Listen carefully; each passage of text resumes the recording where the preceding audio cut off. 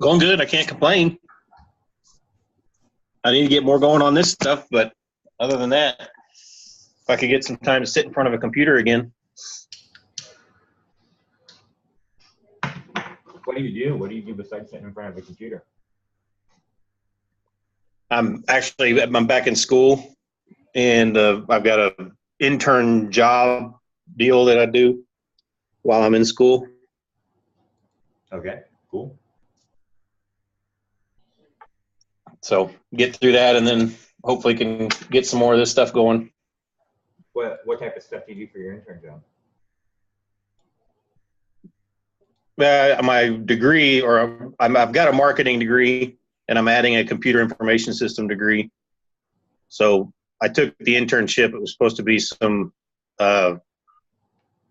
computer information systems type work, but it's really just pretty freaking lame. It's setting up a training site for them on their internal training for the company. Quite boring, getting them to make videos and editing videos and that kind of crap.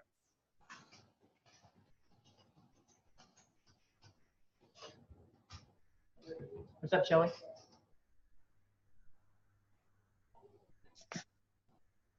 Hey there. I just got off the certified partner training meeting, so my brain is kind of flowing real big. But hey, going great. How about you? A little tired, busy. I'm good. Me too. I know you got so much stuff going on. How you liking? I see you streaming on Spaces. You figuring it out pretty good? Figuring it out. I've done a couple of like really simple trainings. Like what I do is I take PowerPoint and make the lettering really big, and then every panel I make, I just save the panel as a picture, and then I drop them into Facebook into my profile, and I just make them so that only I can see them, and that way I can go in. I'm not putting a bunch of pictures on my timeline so that everybody's going, what the heck is Shelly doing? But then I can go to Facebook Spaces and grab them, and I just just lay them on that desk. And as I'm talking, I'll pick up the image and put it into the little feeder thingy, and then I'll flip the camera and show them the panel and talk about the panel. Then I'll flip it back to me. So that's been just kind of how I've started putting together ideas on how I can do some simple training. Yeah, in the next 6 months, I'd really like to be able to hire like a Maya type person that does like 3D rendering and stuff like that, like actually 3D environment design, and a couple 3JS programmers, because I think maybe in about 6 months Facebook Spaces Beta will actually open up their API so we can start to build applications on it. Because what sucks right now is you can't really easily bring in files and stuff from your computer. The only files and stuff you can bring in, the only assets you can bring in are things that you've actually posted to Facebook or that your friends have posted to Facebook. So it's an awesome training environment if you could build some third-party apps. Did you figure out how to make your own 360 environment from like an image through Photoshop yet? I haven't done that yet. Honestly, I've been so swamped that's been pushed way back into my brain.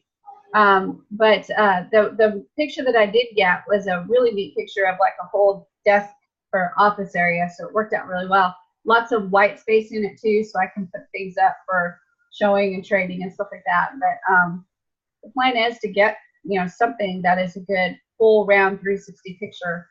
But I'm still having trouble with the internet part, because when I go to grab that thing and pull it on the tools, it throws me completely out of Facebook Spaces, and I have uninstalled and then reinstalled, and it still does the same thing. So I'm not real sure what's going on there.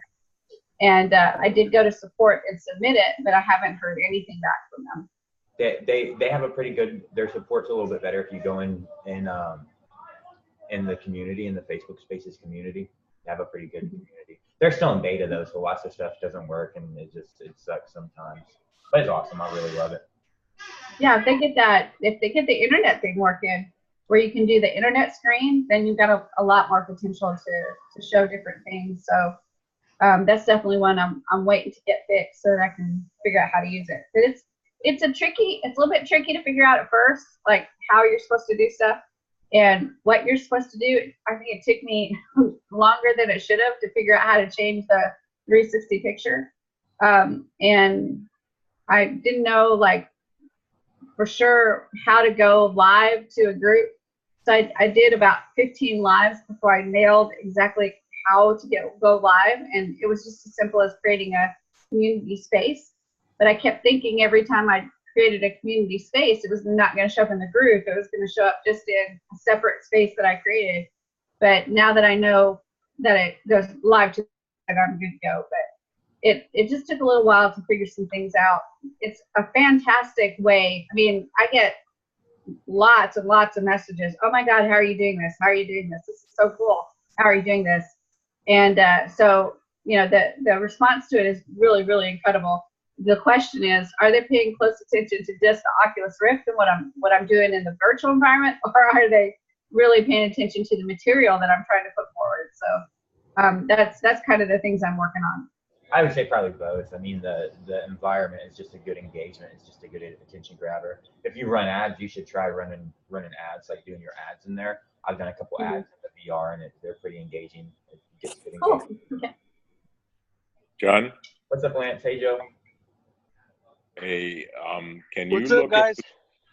Can you look into the camera and say something? Yes, sir. I want to run an ad that basically puts a wolf head on Sam Ovens and on Dan Henry, and they're just sitting next to you, and they're looking annoyed. You know, Sam Ovens does these things all the time towards the ClickFunnels group, and you know, I just want you to say something like, you know, I have this funnel hacking live offer and my partners don't like it and I'm going to do it anyway, or something to that, in that regard, you know, 15, 20 seconds maybe, and then I'm just going to run it towards the ClickFunnels group.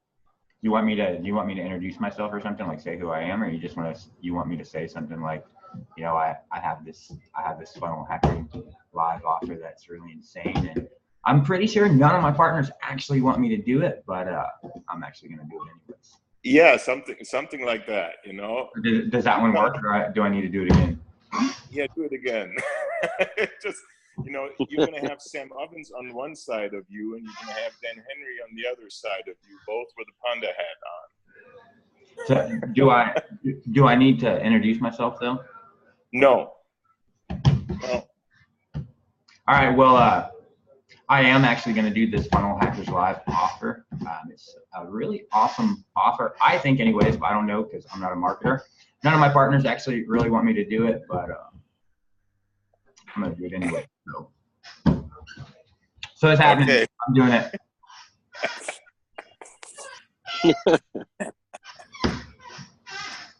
What's up, though, guys? We can start anytime you want. It is 2:03, and these meetings are actually for you and whatever you guys need.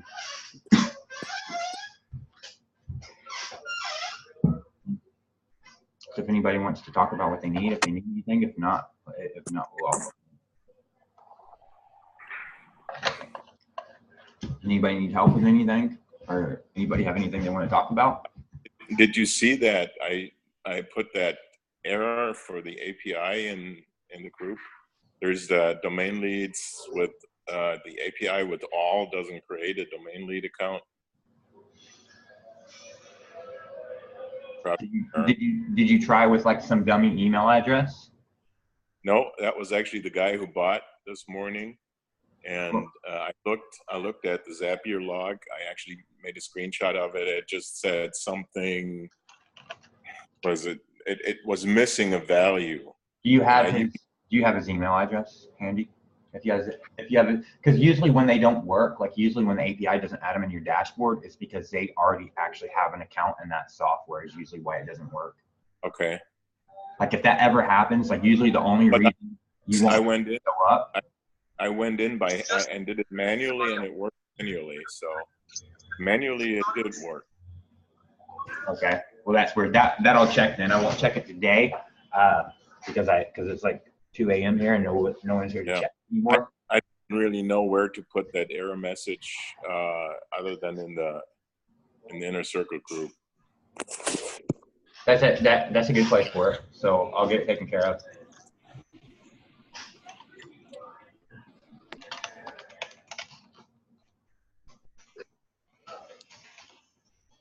Hey, John, are the chatbots on each software, are they actually working for sending bug reports? Because I keep seeing people say that it's not working. So do we need to send them to the Facebook page to do that messenger instead?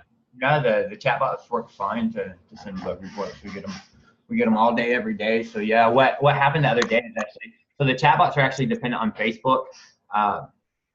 And it's a real pain in the ass because you have to embed the Facebook JavaScript on your page, and it overrides the other elements on your page. And sometimes I've seen it happen like 3 times where Facebook itself bugs out. So the chatbot, like the other day, they didn't even close. They wouldn't close. They just stayed open, and every time you try to close them, they just open. But there's nothing really that we can actually do about that other than just remove that chat widget.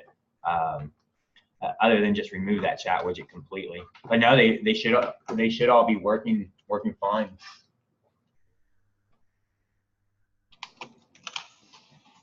Okay.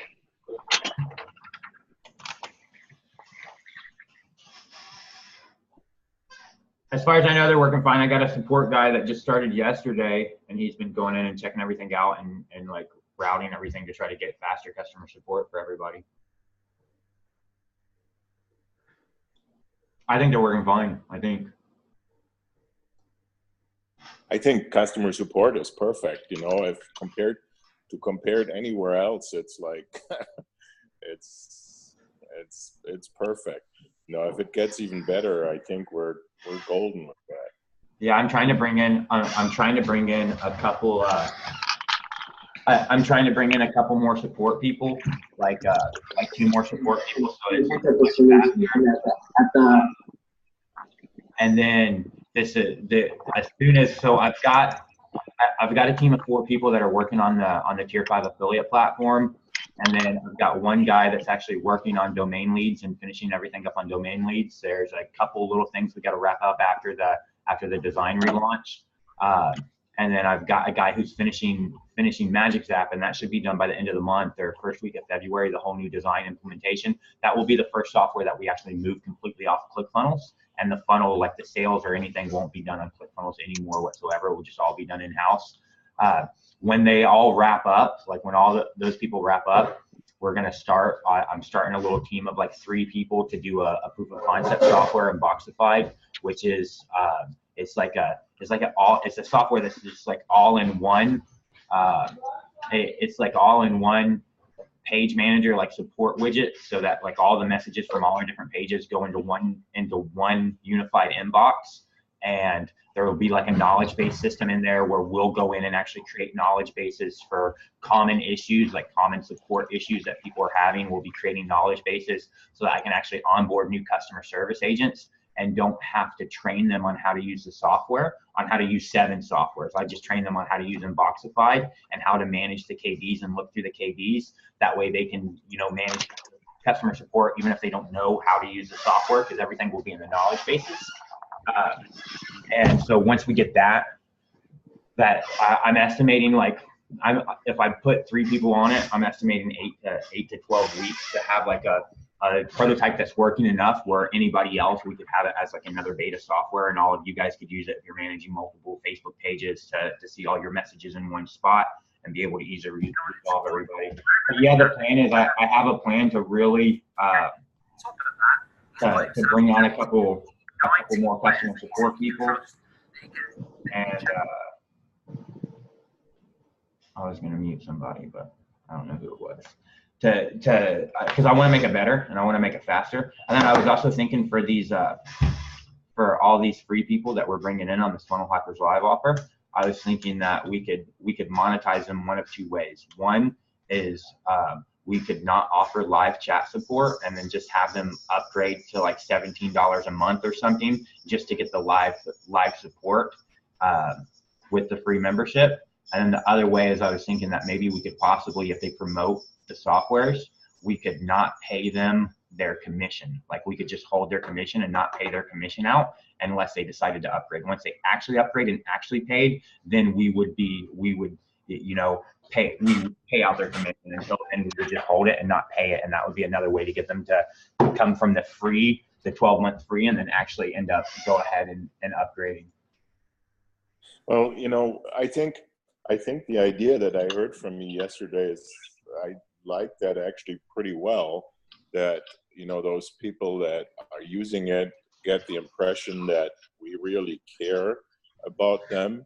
Because, you know, if I look at, you know, I like Ross Christopher, but I hate their support. You know, I mean, there is a problem in lead carrot and nobody fixes it. And when you look at that, you know, a situation like that, no matter what the software costs, can't be there. And I just imagine I'm in a free software, I'm in a free trial, and I get the response that I get right now. It's just perfect. You know, you don't, if it's something that I can use, I don't want to leave.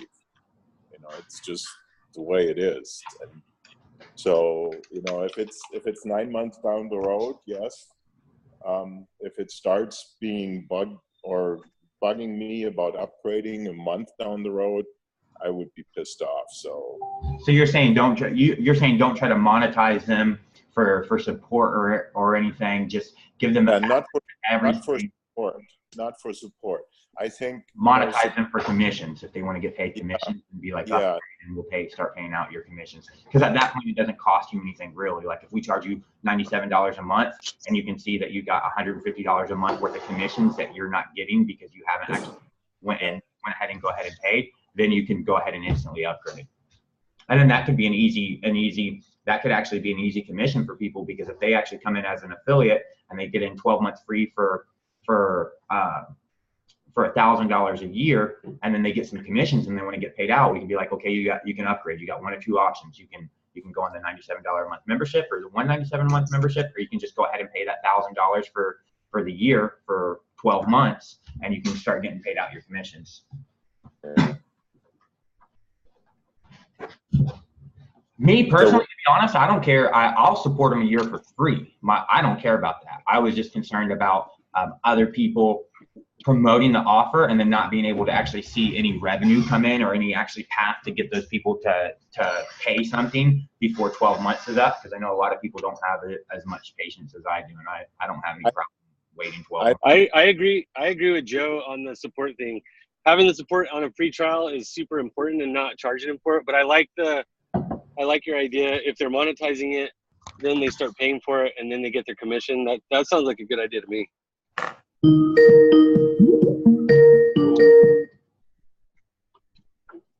That was James Reynolds. Russell Brunson probably called.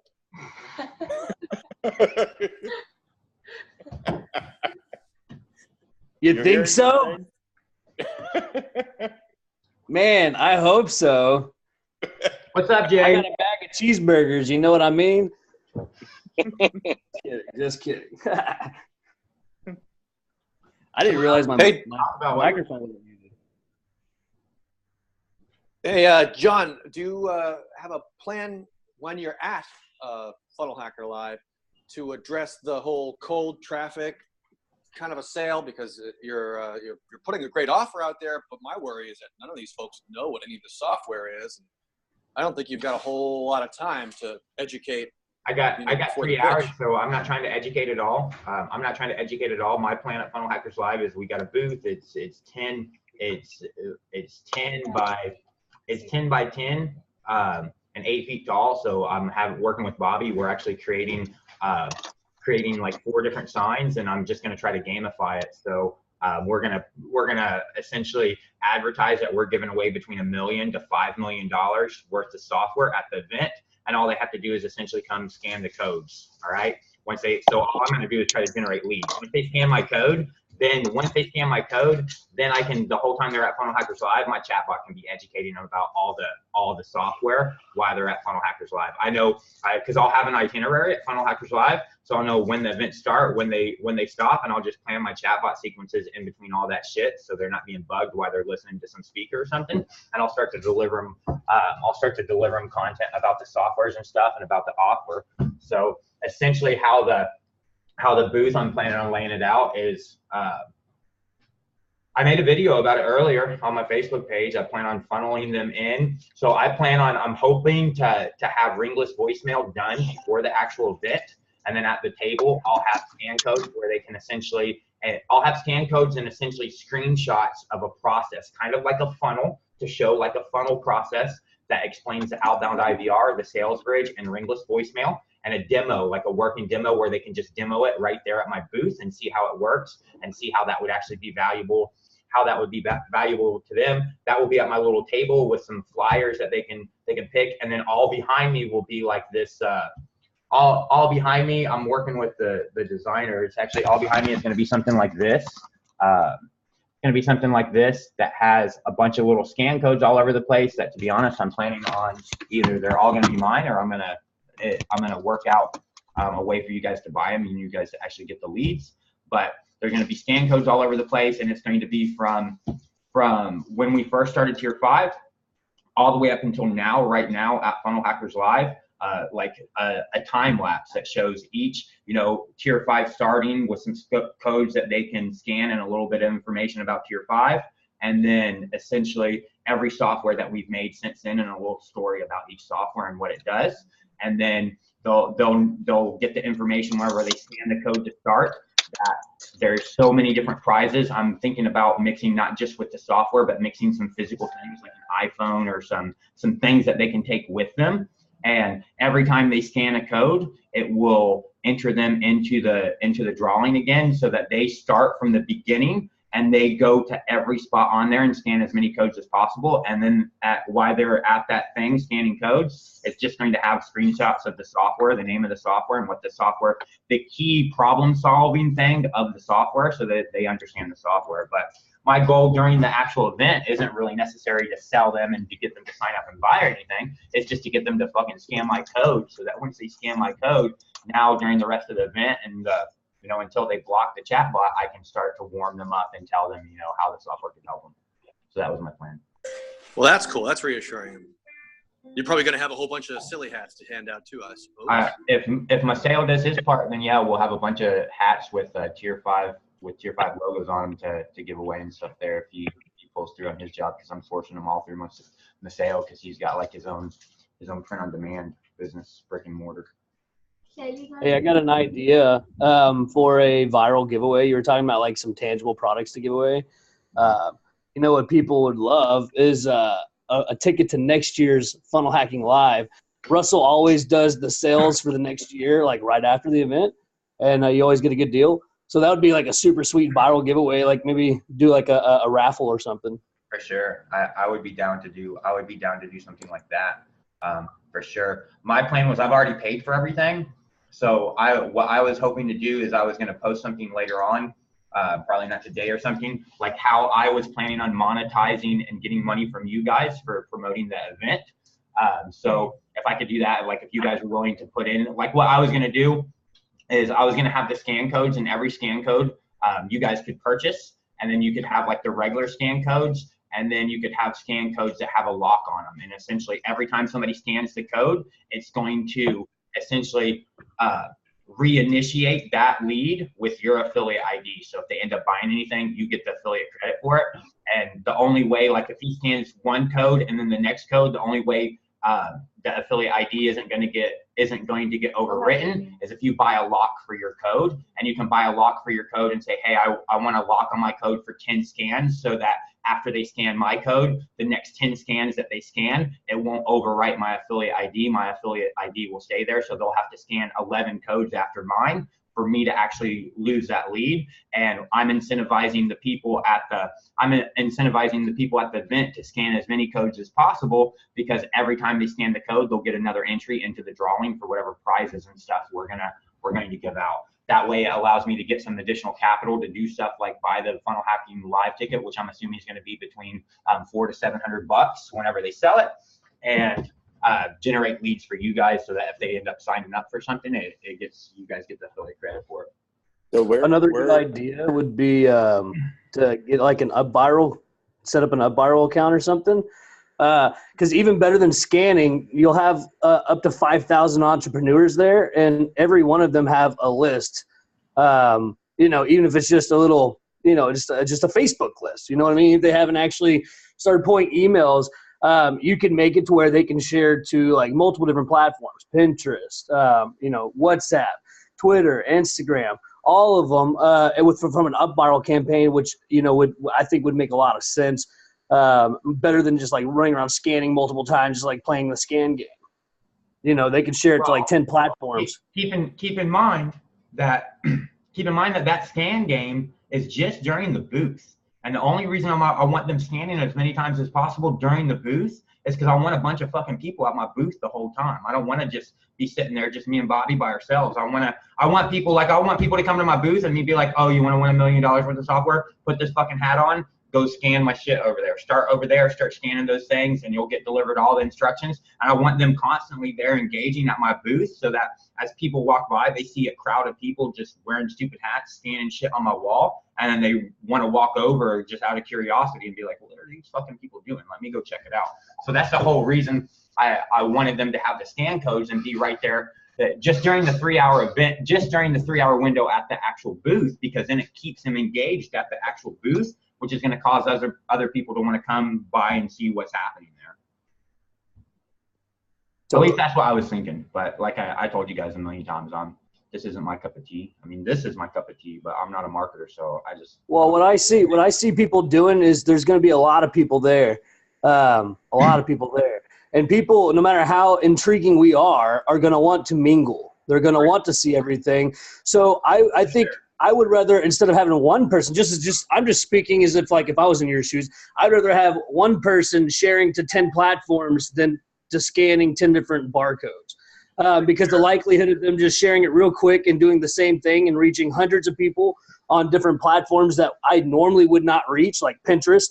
Why the hell would anybody share any of my stuff to Pinterest? But you can have it where they get a ticket every time they share to any one of these platforms. So if they can share to 10 platforms because they're on 10 platforms, well, they got 10 entries to win.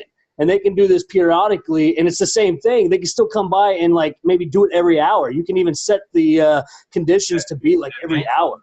Yeah, the event's only 3 hours, so it's the thing. Sure, yeah, and sure, the networking is going to take, the networking is where the bulk of it is, right, sure.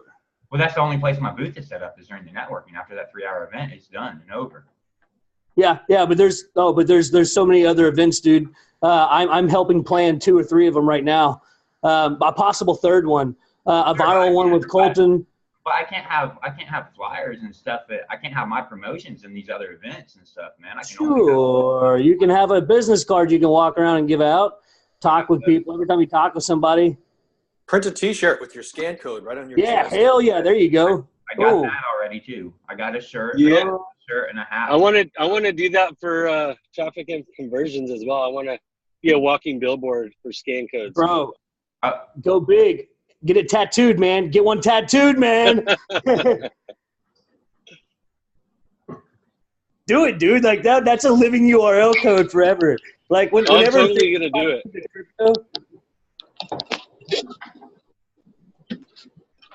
I'm thinking about this limited 3-hour window, and it reminds me how McDonald's has spent, who knows how many hundreds of thousands of dollars researching how to build a chair that is uncomfortable after 10 minutes.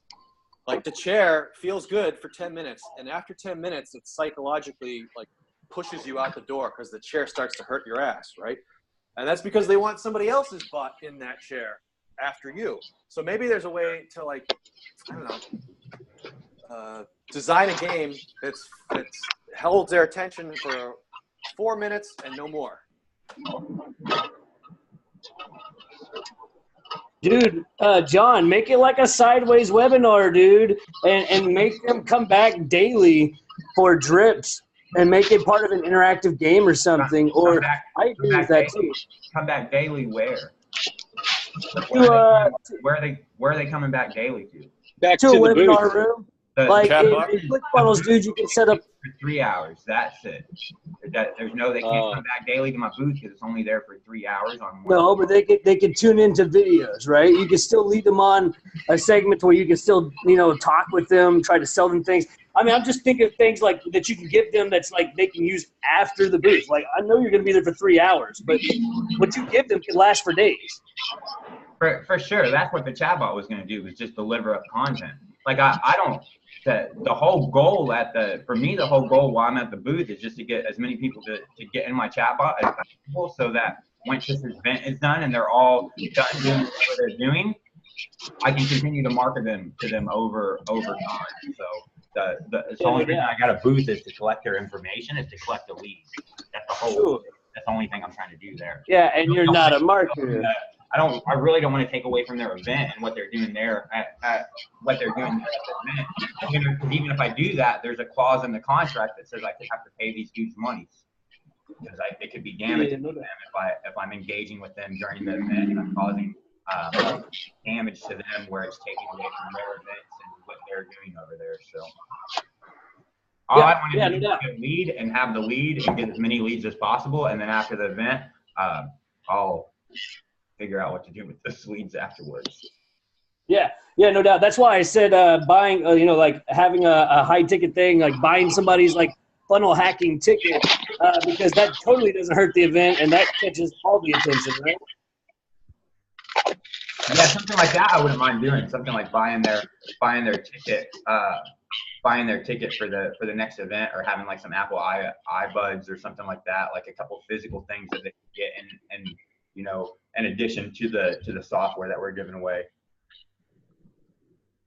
That sounds like the headline, the banner over your booth. Get your free ticket to 2020 here.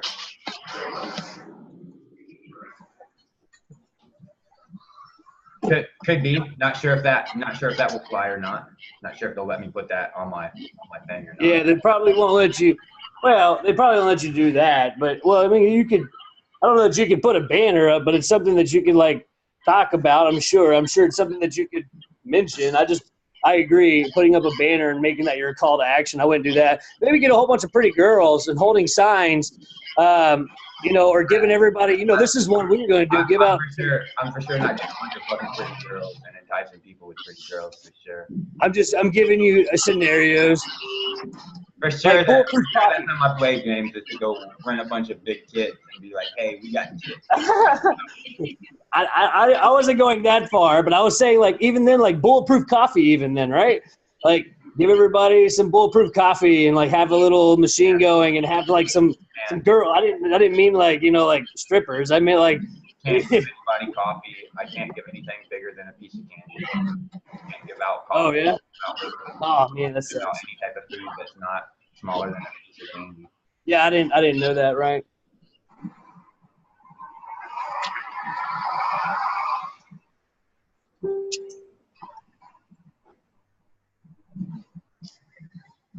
One thing that goes viral in that ClickFunnels group all the time are these stupid commercials that Sam Ovens does. That's why I had that idea today that maybe I need to make some fun of Sam Ovens and Dan Henry. And so I thought, how can I do this? And then, of course, my lizard brain thinks about domains, and I know Dan Henry has soldoutcourses.com. And so I thought maybe soldoutsoftware.com is available. And it was. So I have soldoutsoftware.com right now. And I was thinking about doing that video and just having a bottom thingy under it with Sold Out Software, and the Facebook page that's going to promote it. It's going to be Ben Denry or something like it.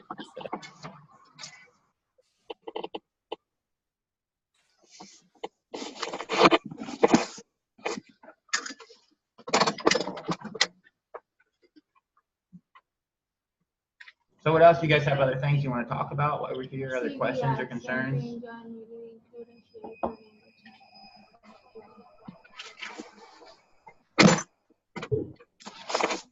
The terms of service prevent me from doing all sorts of stuff at the event. I have to get them to. They have to pre-approve all marketing material. They have to pre-approve all anything that I'm going to try to sell or anything that I'm going to try to offer. There's a few contracts that they made me sign for the booth. That's why I wasn't going to try to do anything, but just collect leads and that's it. Because I think that's enough to collect a whole bunch of leads. And after they're done at the event, then I can figure out what to do with them there. And I get people in my chatbot all the time, and I just do the same stuff that I do, and whether it's the best or not, they still go out and buy stuff. So I'm not a marketer guy, so I didn't have that much of a plan. I am trying to make like a nice storyline so at least things look professional whenever they come, and it legitimizes Year 5 as a professional company. But I was just planning on trying to generate leads and then offer them the 12 months free that I have going on right now.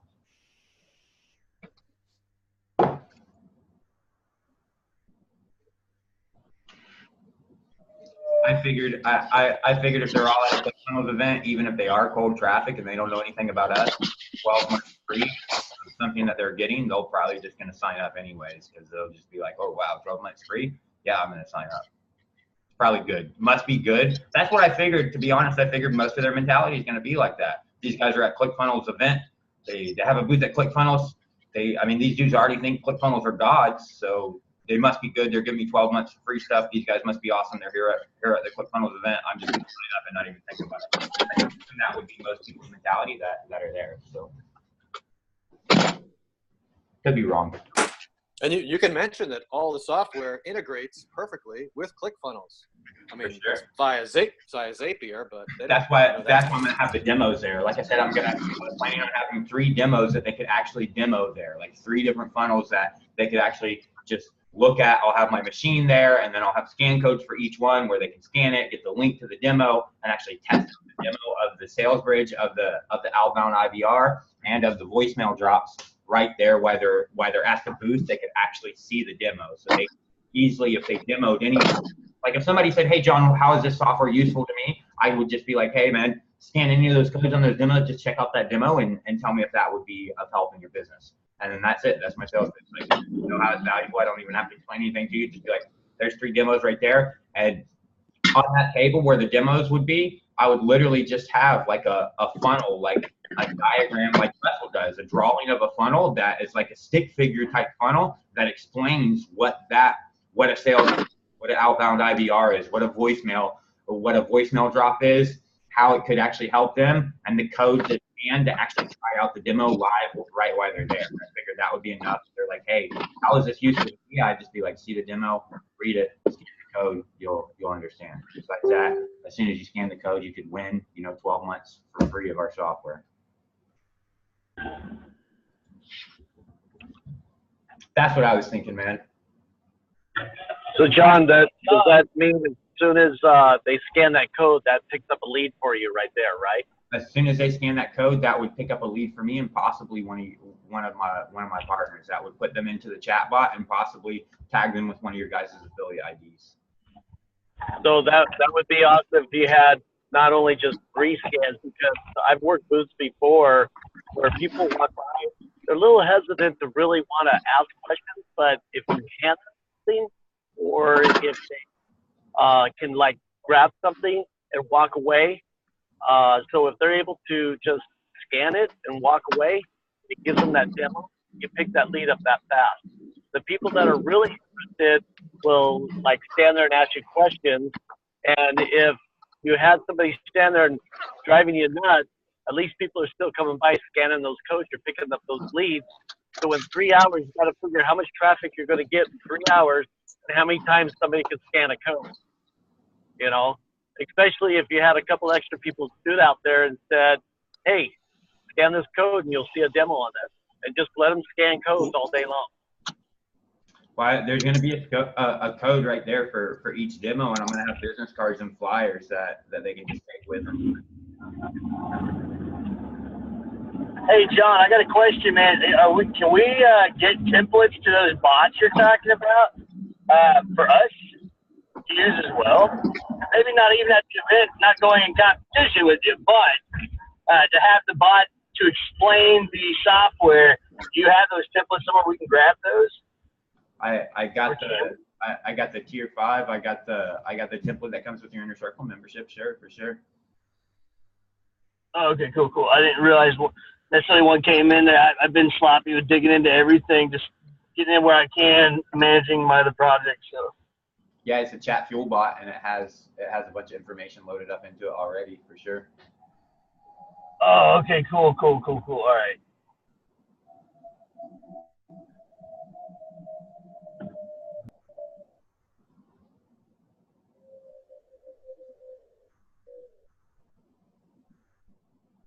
So what else you guys want to talk about while we're here? You guys have any other questions or concerns?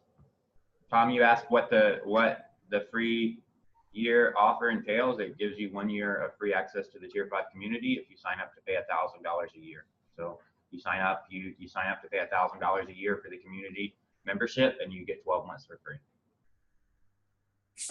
Where are you with the sales?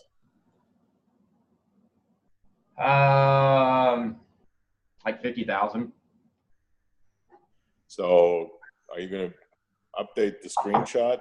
Because ClickFunnels, I get a lot of engagement by just putting those damn screenshots everywhere. Yeah, Are you going to update so you can look cooler? He is banned from the ClickFunnels, so he's checking from my profile your engagement, Joey. Yeah, I thought so, you know. When I saw you comment today, I'm like, No, that was my comment, but then I showed him that you posted it in the ClickFunnels group, so then he started checking out.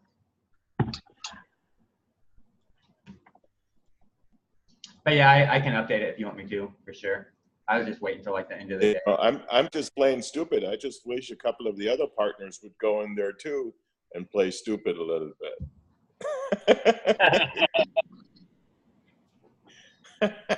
James, you could do that. Not doing it, man. Not doing it. I'm about to. Fingers crossed. I'm this close to becoming an MOD, man. So I'm just not doing that. Sorry.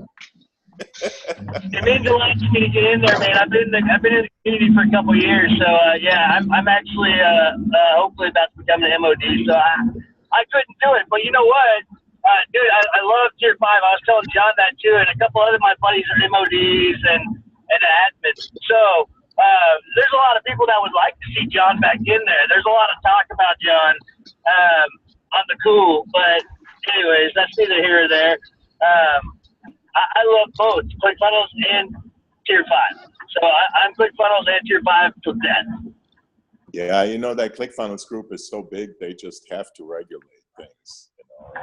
You got to be like that, man. I'm moderator to a couple of really big groups. I like that too. And people always like to bitch and be like, oh, I hate the way they moderate, like, oh, the post, and it's like, you know what? If you had a group that big with as much shit that's in there, people go in there and they practice that stuff, and they live that stuff. They take it like the Bible, you know, they take it like gospel. So you really got to moderate what kind of stuff goes in there. And the thing that happened with John was just somebody just got offended, you know, and Russell is a Mormon, right? So, you know, they voted him, and it's dumb. I agree, and even John, I know you tweeted like, "Hey, I'll stop cursing. I can stop being like that. I was just being my genuine, authentic self." You know what I mean? Like, I don't know why people in there like will sit there and hate on that, but then go and love on Gary Vee. You know, it's no fucking different. So, anyways, that's my 2 cents. But yeah, I really wish I could see you back in there. I sure you would. Dave Woodward commented on your post. Was like, "Hey, good job, John." Like, I don't think there's any hard feelings. I just think that as a community as a whole, you know, to keep the population cool, they had to do what they had to do, and it is what it is, right? Yeah, you know, it's kind of funny that sale today that I had came from somebody that liked some of the things. It's like, I don't understand how people can be so dumb, not go and check out the I don't know.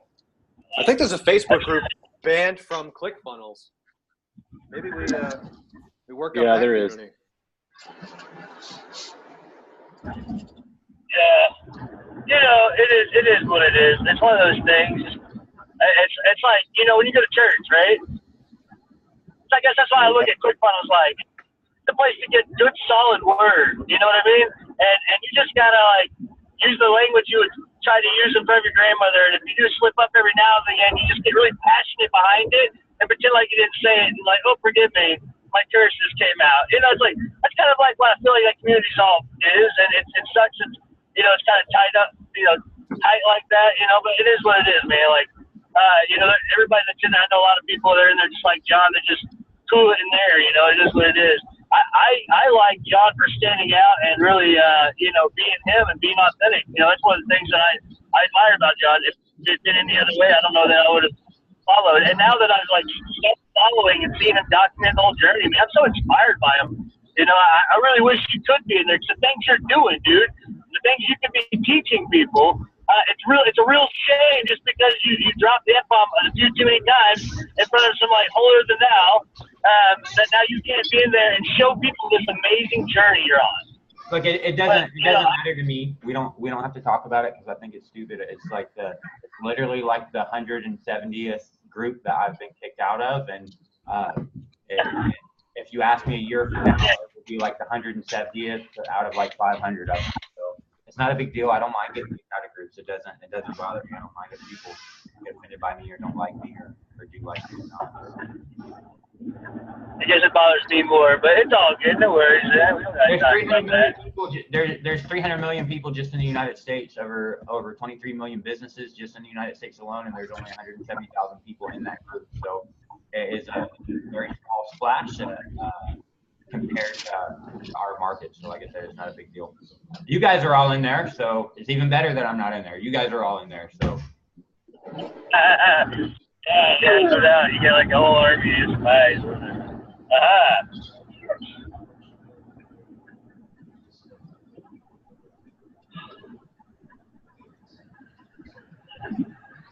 How about some new screenshots? Got new screenshots for us? Or we could even update the funnels. Screenshots of what? The software redesigns mostly. I'm only going to use them to update my own funnels.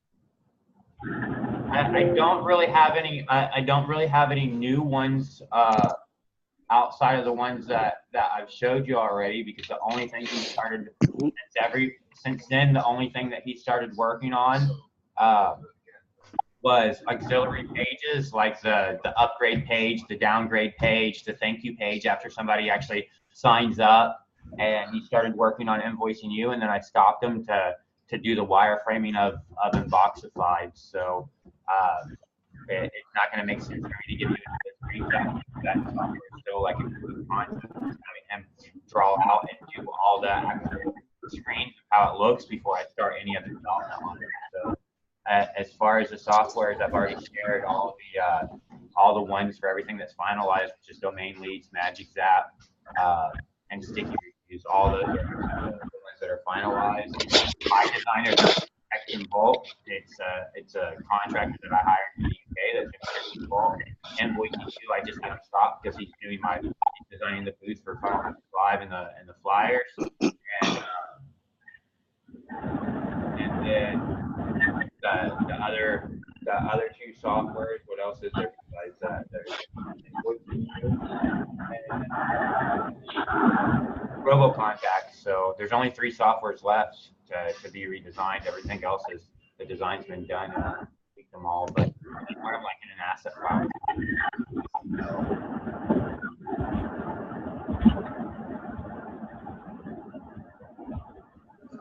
What's up, Maseo? What up, man? What's going on? Not much. B, you asked if you could promote the Funnel Hacking Live offers yourself. For sure. I wish you would. To be quite honest, if I'm being 100% honest, I wish everybody would promote it, and I wish all my partners, you know, I got 100 partners. I wish my 100 partners would go fucking sign up for that offer 3 different times with 3 different email addresses, and then after I submit all the paperwork for the Funnel Hacking Live event, like 2 months after they tell me, hey, John, you're getting the award, I'm shipping it out to you, I'll go in and cancel those fucking memberships so you don't get billed $1,000 in a year. It'd be awesome. Hey, John, I'll give you 5 emails.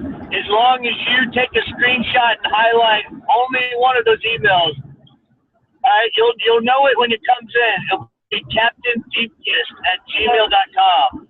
All right, so I'm gonna go sign up. I'll sign up 5 other different emails, but dude, take a screenshot of Captain Deep Fist, dude, and post that one, dude. And acknowledge Captain. That's my gaming tag online. So just so that way somebody can be like, hey, thanks for signing up, Captain Deep Fist. That'd be okay for me.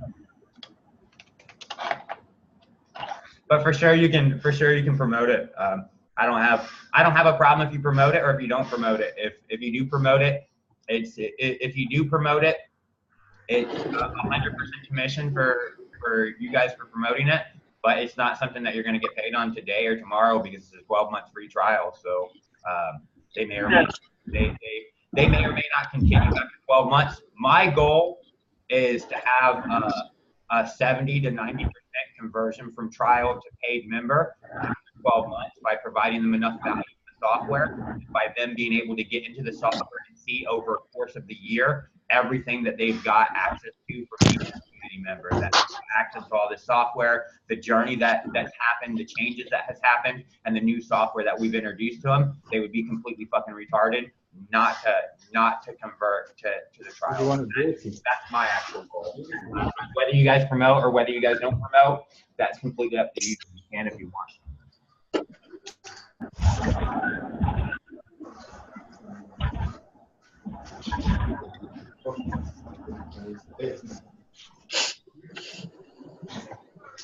Hey, I just remembered something I've been meaning to ask about, and I'm embarrassed to say this, but I don't know the first thing about what JV Zoo is. I know Kevin's probably the one to ask about that, but what actually happens once we go live with JV Zoo? Does that just builds us an army of affiliates, basically?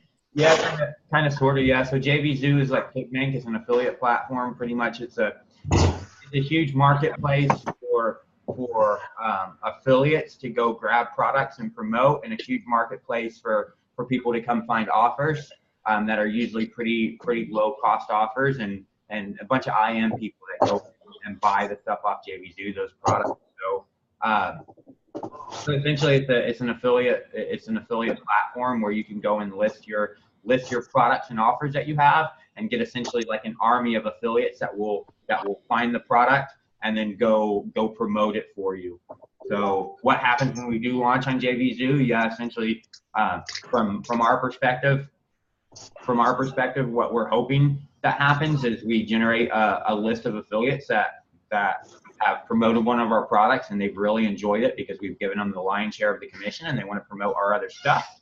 And it generates a buyer's list, a list of people who've actually been in one of our softwares and used one of our softwares that we can promote down the road. And also that as well can also serve as marketing material, because all those purchases can get also ran through ClickFunnels. And even if we don't make any money on a launch, you can have a funnel that you can show that you did, in 10 days or whatever, because you're giving pretty much everything to the JV Zoo affiliate, that it did X amount of revenue, and it can create a marketing buzz where other people want to go check that same thing out, because that's a huge social proof, right? It's a huge social proof. Like if you think about it, it's a huge social proof if we run this free offer and get 1,000 people to sign up for this for $1,000 a year and generate $1 million worth of fictitious revenue, and then all we got to do is go change the wording on the funnel and go show a social proof of all the people who've actually signed up. And then now when people come to the funnel and they have to pay the money to it, they see that, well, this thing's already generated $1 million, so it's probably good stuff. So That's another thing it could provide is the marketing material, is more marketing material. John, you get to Comic Club award while you're there on stage. You can officially let you back in the community, man. But like I said, I don't care. I mean, I'm not stuck on that community. That community doesn't bother me because everybody in that community they're also on Facebook, so I can reach the same people just on Facebook. Everybody in that community I can target with an ad as well. So it's not a huge deal to me. Like I said, I haven't lost any sleep whatsoever about not being in the QuickBooks. Not one sleep. Man, I just want to sit at the cool kids table with you, dude. Want to what? I said I just want to sit at the cool kids table with you. Well, we can sit at the cool kids table. The cool kids table ain't inside a Facebook group, though. I mean, and if it is, it's inside the group that we're all a part of. And that one ain't. Yeah, no, I'm just fucking around, man. I'm just expressing my love for you being there, man. I'm really passionate about what you're doing inside your funnels while you're not in the group.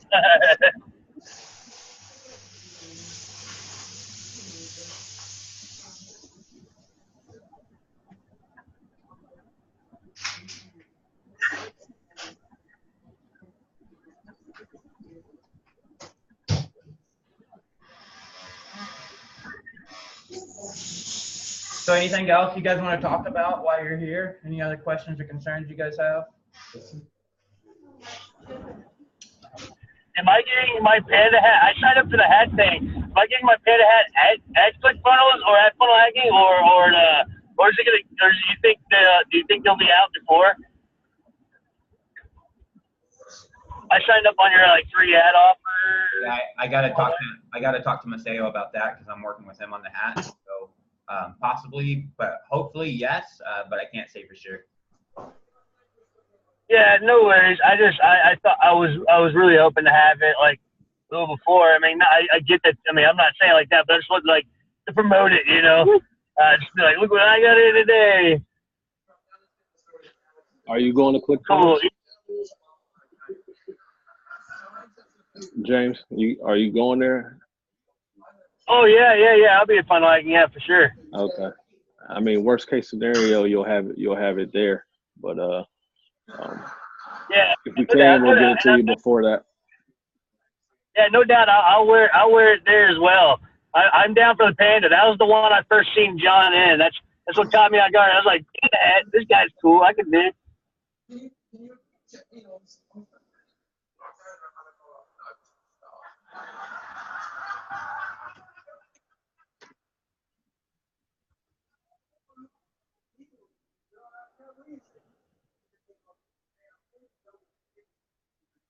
So what else? Other stuff you guys want to talk about while we're here?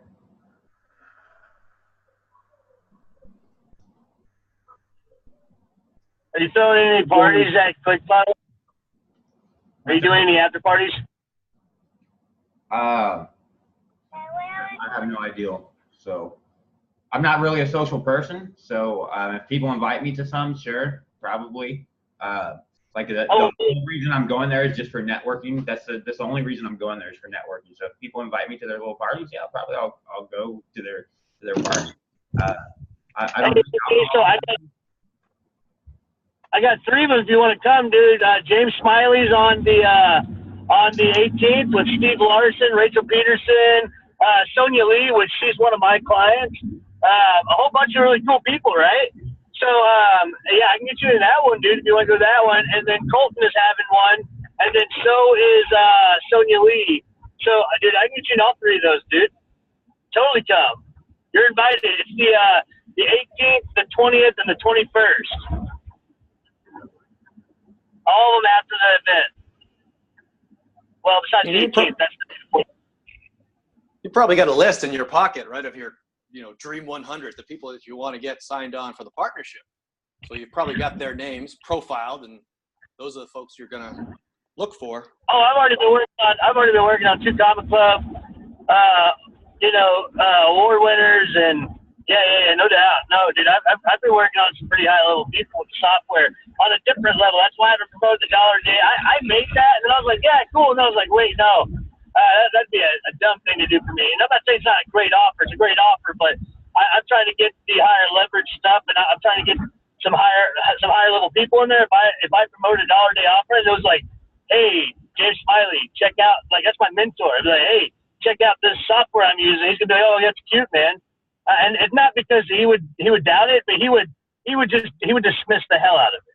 I know he would, because Paulson, he's also in James's consulting. He hasn't really. I mean, I don't know what he said on Paulson's, but I'm trying to get a couple of people using it first before selling it. Yeah, that's what I'm trying to do. Yeah, I've definitely got a dream 100, maybe even a dream 200, honestly.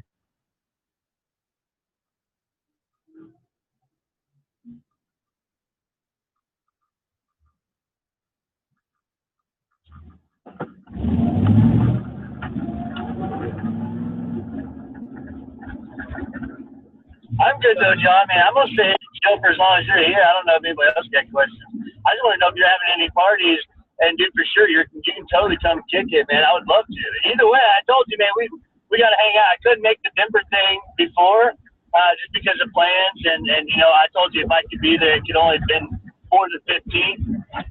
So yeah, so it would have been like the day you were getting in, but totally, we'll kick it there. I just want to know if you were having anything, like if you were doing a John Bos's marketing party or something.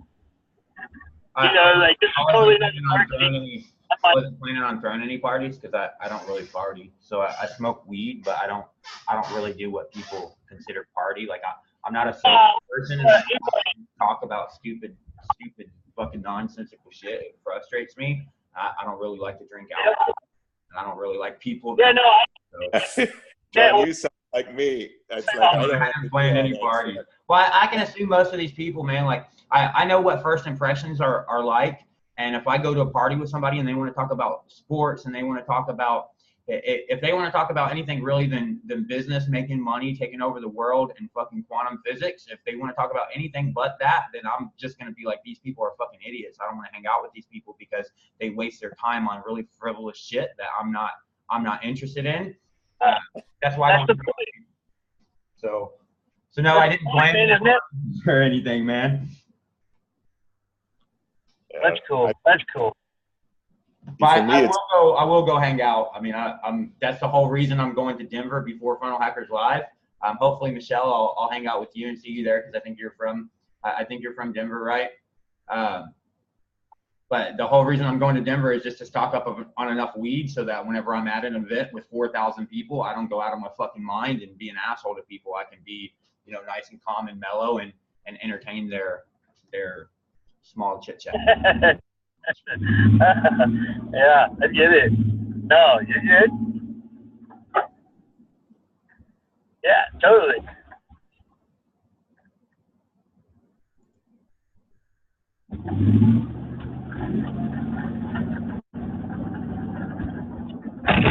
Bicycle police out here, dang.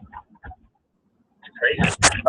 John, do you see Tom Naylor's comment on there about that ClickFunnels copying thing?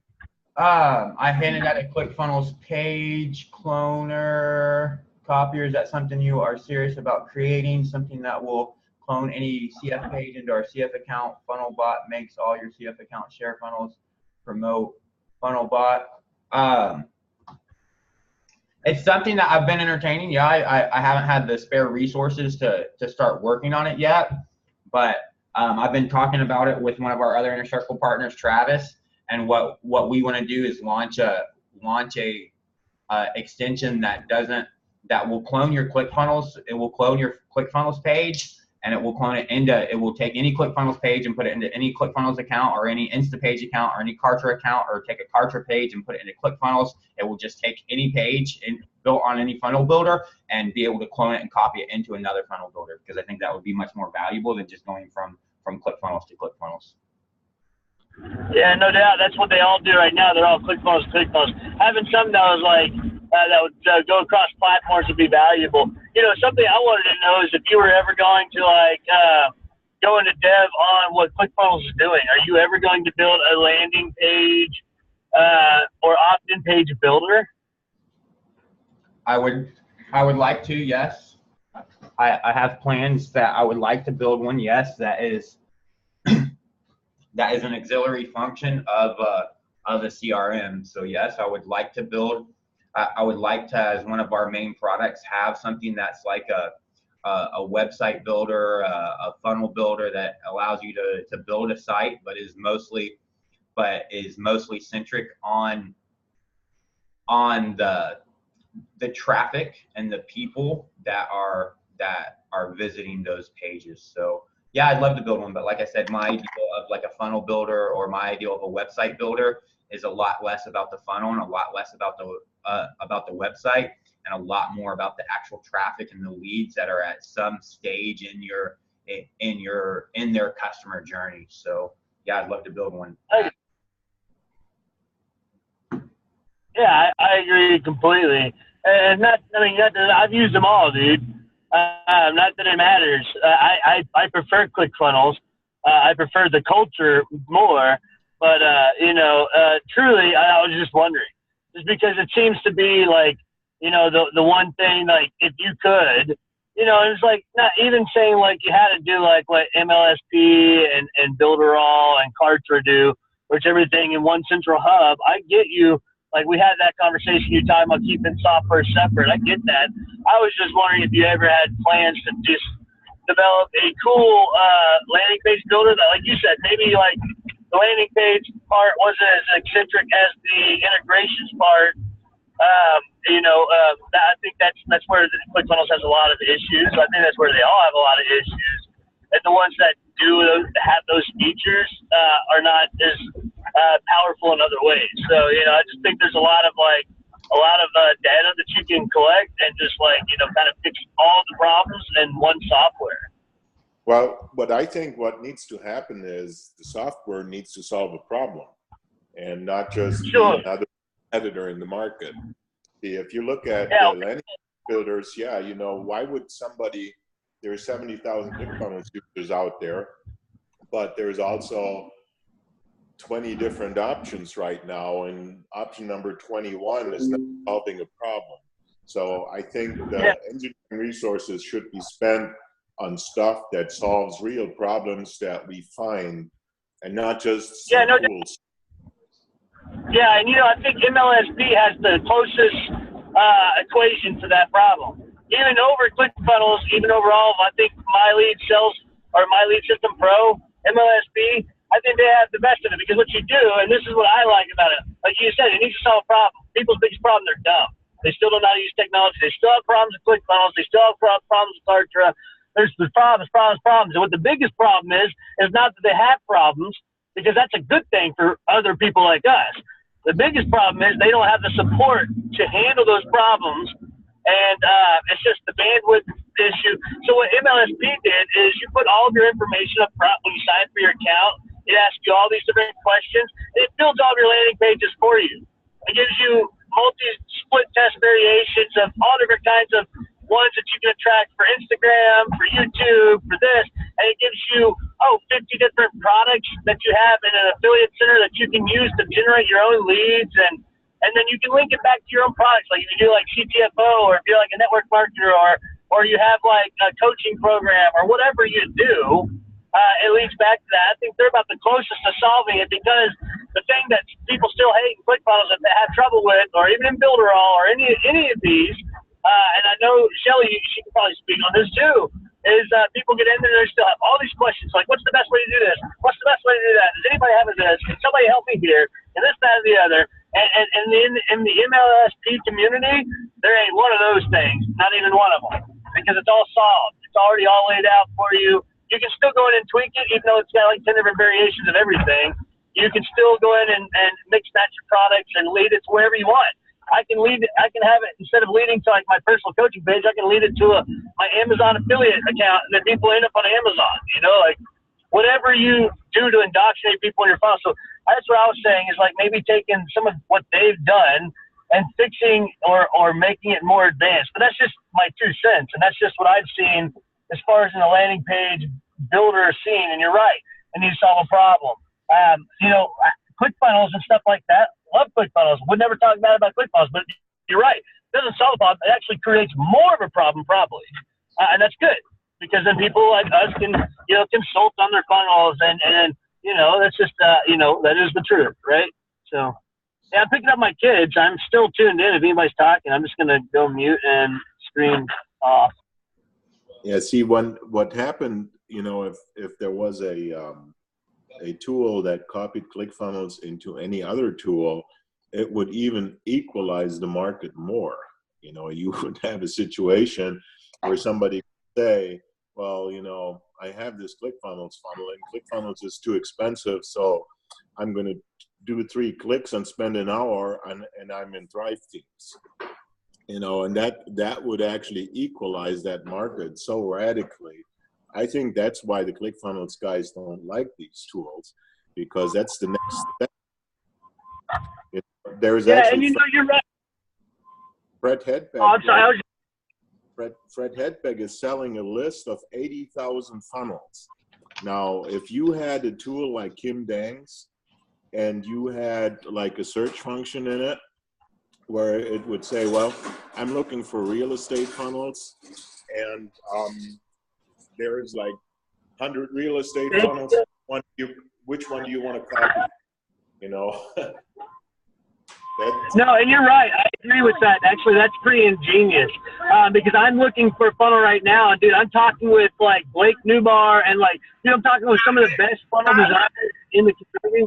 Guys, by the way, I'm on a call, but I'm talking to some of the best funnel designers in the community, and we're having issues finding funnels in that niche, which is no big deal. I can just go find like a website and hack that. But I was trying to find like a shared funnel and get like other people's inspiration as far as funnels go, because funnels and websites are different as far as like the psychology. So, but you're right, to have a tool like that could just like, be like, hey, I'm looking for, like a dental funnel, or I need to find like, like for instance, a credit repair funnel or a real estate funnel. Yeah, I think that's brilliant. It's truly brilliant.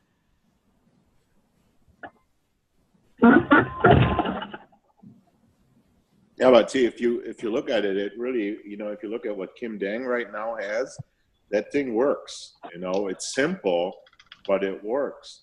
And if you would add a search function to it where you just type in real estate and it lists you 50 funnels and you could just pick them, that would be like a ridiculous killer.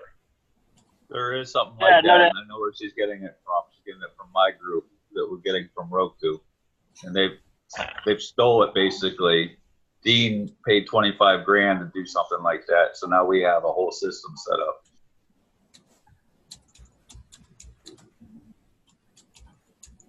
Cool. Arnie was rocking one too. Is that what you're talking? Is that you're talking about Arnie's? No, I'm talking about Dean Holland. Oh, cool. Yeah. Oh, look at everybody's got their own. Well, that's how it is, man. I mean, everything's the best things in the world aren't reinvented. So that's just how that goes. You're gonna be in the space, you're gonna get copied, no matter it's software or whatever it is. Music. I mean, every industry you think about, that's how it goes, man. Nature of the beast.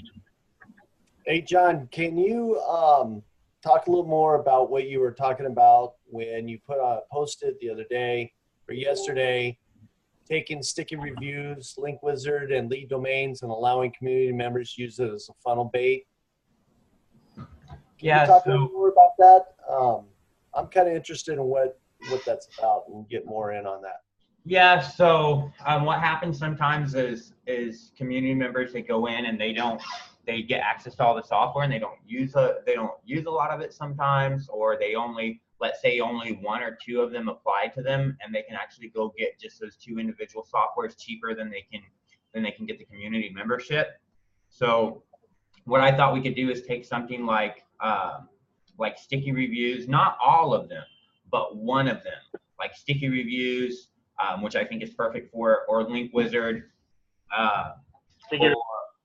and essentially allow them to give those away as funnel bait, just like you guys can as partners. You guys can just go add accounts and and give those accounts away or sell them or whatever, let the community members have access to just one.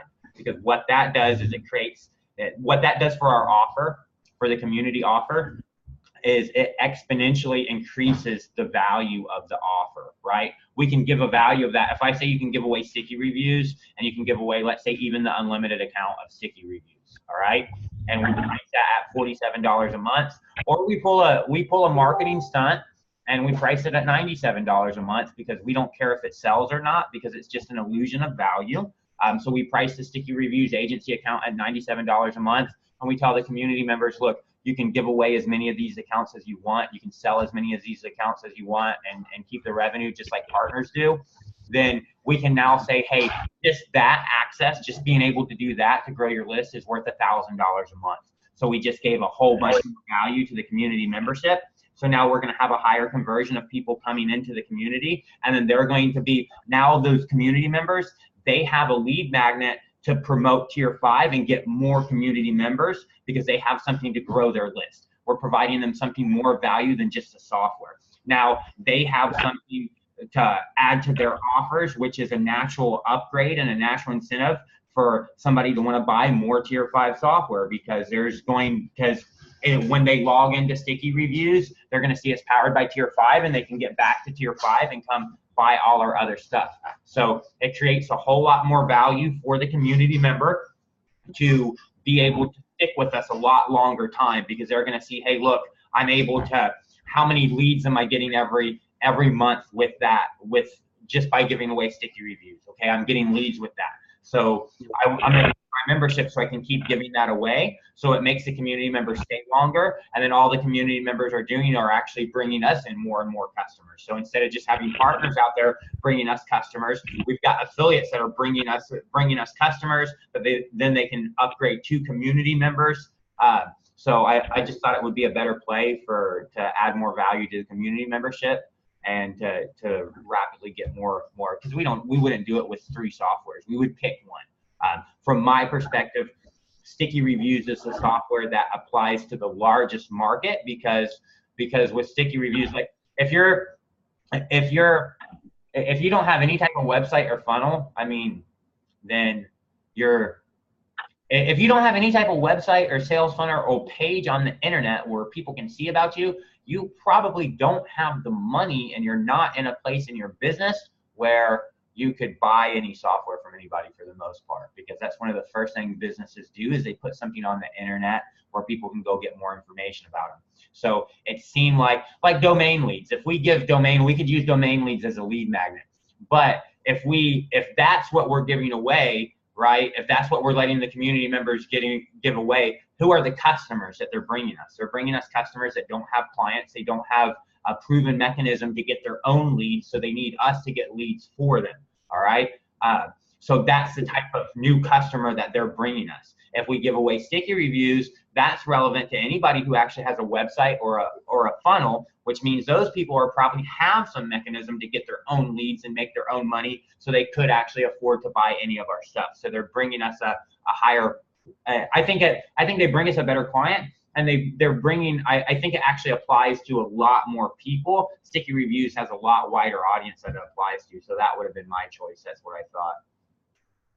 So what does the community members get right now for $97? They get access to all 7 software, and that's it? What's that?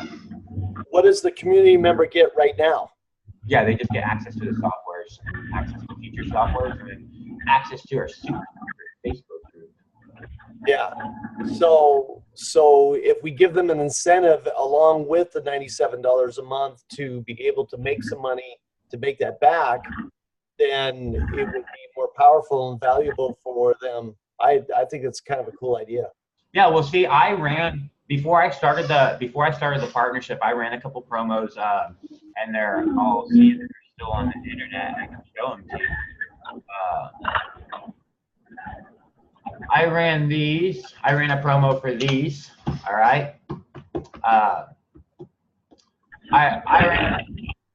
ran a promo for those that expired. Let me see if I can if I can find it here in ClickFunnels and show you the actual funnel. But I ran a promo for these. Hey James, can you mute? You got lots of static, bro.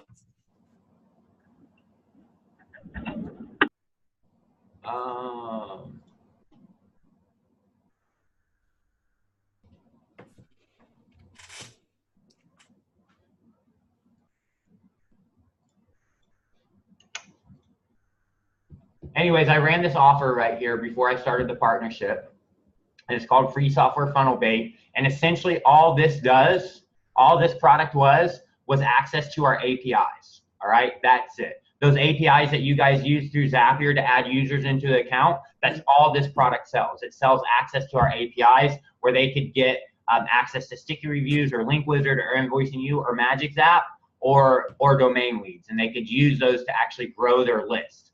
And they were, it's $47 a month for any one funnel bait or $97 a month for all of them. I stopped promoting it, and I got sales in it, and then I stopped promoting it whenever I did the partnership because I didn't want it to conflict, especially partners thinking, hey, I can go get this at this price. So I stopped promoting it and canceled everybody's account. But I probably had 30 people who were on this plan right here, this $97 a month plan, before I told them I was going to actually raise the price. And that's all this did. This just literally allowed you for $47 a month. You could pick. You could pick any one of those 4 softwares that you wanted, and you could just hit our APIs and add users into that software. And that's all you got, was to be able to create user accounts into our software. And people really liked it. Whenever I refunded people and canceled their membership, they weren't happy about it because they liked the offer. So it was just kind of around the same concept, to be able to allow people, because to me all it does is it makes the membership more valuable to them because they have something tangible. Right now they have a lead magnet, a software that they can give away, that they can tell people it's worth whatever the hell we want them to tell people. If we want them to be able to give people $300 a month worth of software, then we just go to Sticky Reviews. We have one plan that's $300 a month, and we don't care if people buy that plan. We hope nobody buys that plan. We don't care. If they do, great. But if no one ever buys that plan, who cares? Because that creates the value now in the community membership, because we're like, look, you can give this software away for free. It's $300 a month. If somebody wants to come buy this software from us, you can give it away for free if you want to. And you can do that as many times as you want. You can do that, 10 times to generate leads, or 100 times to generate leads. So it creates a huge amount of value there. That was my plan on that. It creates the value for the community members so that they're more apt to upgrade. We should see higher conversions. We should see a higher stickiness rate where they stay longer.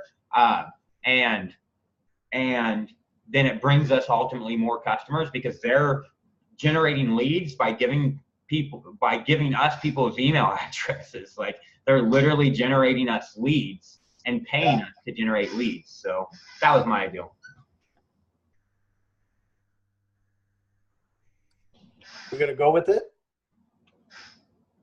If it doesn't piss off all the partners, for sure. Yeah, I think it's a great idea myself, because I think it kind of solves 2 problems at once. It makes the community membership much more attractive, and it generates us new clients. If we can get to where we're bringing in like 10 community members a month because of something like that, and those community members are bringing in 10 leads a month by giving away Sticky Reviews as a lead magnet, we're getting 110 new clients every single month. We're getting 110 new customers every single month. And if we can take some of those people that are coming in from Sticky Reviews, and just naturally by clicking on, the Powered by Tier 5 logo, or by showing them a message inside the chat bot or inside Sticky Reviews itself, we can funnel them off to all the other Tier 5 offers. And they can buy stuff from us at that point. Well, I'm for anything that's going to add value to the community members, because the last time we talked a couple of weeks ago, you only had 28 community members. Our number is 4,000. John, is the community, so the inner circle member sells a community partner? Like, if we get 2 community members, is it 100% commission for the inner circle, or does that only go to the? You guys get 70% commission on anything that you send to my funnels. You get 70% commission on tier 1 and 30% commission on tier 2. So if you sell a community membership, you get 70% commission on that. Unless you sell one of the free community memberships. If you get somebody to sign up for the 12 months free, I'm giving you guys 100% on that, because it doesn't get paid for 12 months, and I don't care about any about that money. My goal there is my goal there is to win up to fictitious awards and talk about tier 5 and go buy our stuff.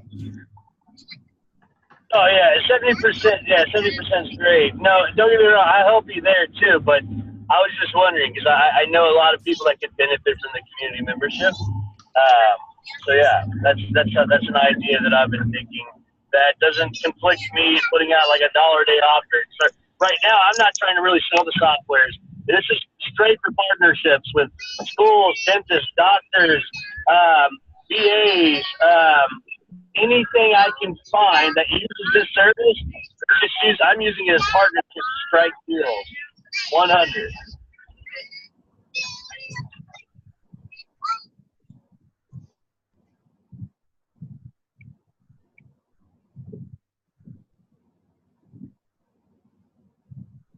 Okay, Fatima, you guys can get any affiliate links from inside the Tier 5 affiliate dashboard. The one for the Funnel Hackers Live promo is in the tab that says ClickFunnels. Okay, thank you. If you don't see that tab, it's because you don't have your ClickFunnels affiliate ID inserted. So I have to get ClickFunnels. You don't have to get ClickFunnels. You just have to sign up for our affiliate platform that's hosted through ClickFunnels. Okay.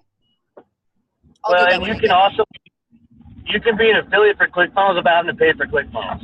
For sure. You can be an affiliate. Yeah. So you can still get an affiliate ID without I need to get ClickFunnels anyway. So you would just go into your profile, and here's a link right here to go sign up through Backpack, which is our ClickFunnels affiliate platform, which is, our funnels are built on ClickFunnels, so it allows you to promote those funnels. You can get that from there. Once you get that, just come in here and put in your ClickFunnels affiliate ID inside here and update it. And once you update it in your affiliate links, you'll see these ClickFunnels links. And here's the Funnel Hacking Live special down here. Okay, perfect. Thank you. You're welcome. Hi, John. Hey, what's up? Yeah, good. How's it going on? I remember we discussed about this ACH payments for invoicing you. I thought you're working on it. Is it still going on, or is there any updates on that? I don't know if Joe's still here, but I think it's done for the most part. I know it is live. I think it's done for the most part. I'm not sure if Joe found some bugs in it or if Joe had some modifications that the other Joe, some modifications that he wanted made, because I literally built it for Joe because he asked me he was building something similar and asked me if we could build it and invoicing you, and I told him if he joined my partnership, I'd build it for him. So he joined my partnership and I built it for him. But as far as I know, yeah, it's live and it works. I'm not sure if there was bugs in it or something, because it's kind of hard to test because it's a direct bank to bank and you can do payment plans, or if there are just some modifications that he wanted. But it is live and invoicing you right now. Yeah, the reason I'm asking is there was a discussion in TribeCard, I think, regarding this, and the team from TribeCard, they were like they're not building it, or they're not planning to include the feature.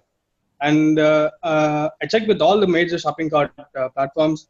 I think Samcart, no major shopping cart platform has it. So if you input it in invoicing you, it's a really neat feature which you can advertise on.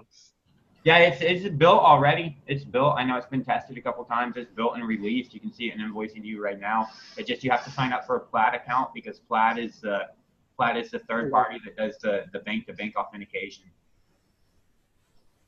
All right. And do you have any plans to include all the softwares, or list all the softwares in SaaS listing platforms like Captura and GitHub, G2 Crowd, and it'll give us good amount of leads, I believe. Is there anything in plans, or? Right now, no, not really. Like the thing, like most of the time when you guys ask me a question, you could almost automatically know the answer if you first ask yourself, does this sound like a marketing question? And if it sounds like a marketing question, most likely the answer is going to be no. I haven't had any plans to do that. But I mean, we can do that, and I don't have any problem doing that. I don't know how much time I personally have to go in and actually do all those listings. I can try to bring in somebody to specifically do that. But I don't have a problem doing that. Like if you wanted to do it or if somebody else wanted to do it. But no, I didn't have any at this moment. I didn't have any particular plans for it just because it's a marketing thing, and I try to spend all my time building software and working with engineers to make sure shit works properly. Yeah, I would try to do it. Just wanted to confirm to you, or just need your permission to do it.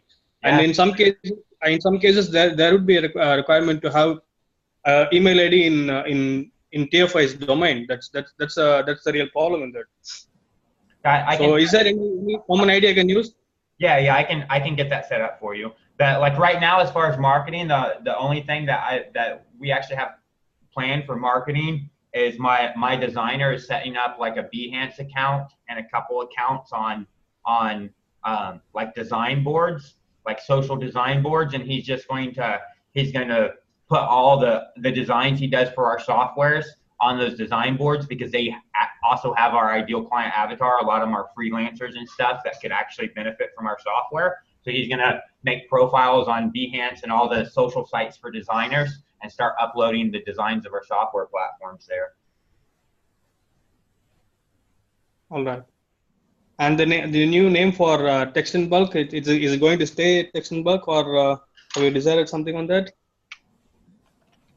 The name I like is Impossibly. That would be, if I was to pick it, that would be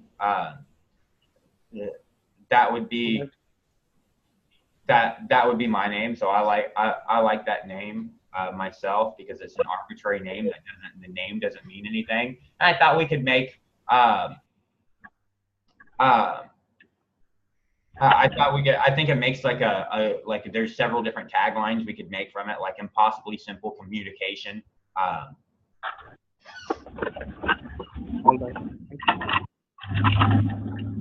But yeah, I'm down for a name change, but again, that's a marketing activity, and if I'm left to pick the name, then probably some people are going to say I love it, some people are probably going to say I hate it. So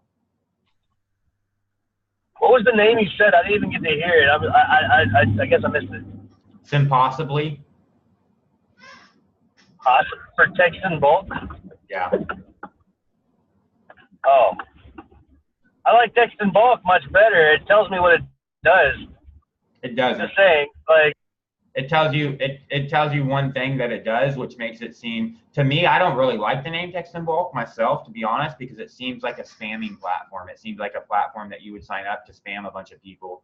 I can see that. I don't care about names myself personally. I care about what the function of the software is. The other stuff is a front end marketing activity that I've said several times I don't really care about myself. I think we should have like a partners get together, and we'll have like an event, and all the partners can come, and you guys can have like your whatever names that you want to call it, and we have a boxing ring and a fight to the death, and the last one standing, you get to pick the name of it. I mean, I don't really care myself personally about the name. I would change it. I would leave it. The name I like is Impossibly, but I'm open to anything that the will say, hey, that's what it should be. So from my perspective, we got 4 options. From my perspective, we can leave all the names what they are. I I can come up with all the names, which I've already done once. And if we're changing them, it's because I was unsuccessful at it the first time, so I could try it again. The partners can contribute, and we can work together and figure out together as a partnership what is the most suitable name. Or we can wait some time. I'll take all the extra money that I get from the partnership and kind of save that up, and then we can go take the first software that we want to say is our flagship, and we can pay some fucking company, you know, $20,000, $30,000, $40,000 to do professional branding for us and have a domain name and a logo and a color palette that all speaks to an avatar, and do, like, you know, professional branding, and they can tell us what the name should be because we paid them and that's their job. I'm indifferent any of those ways.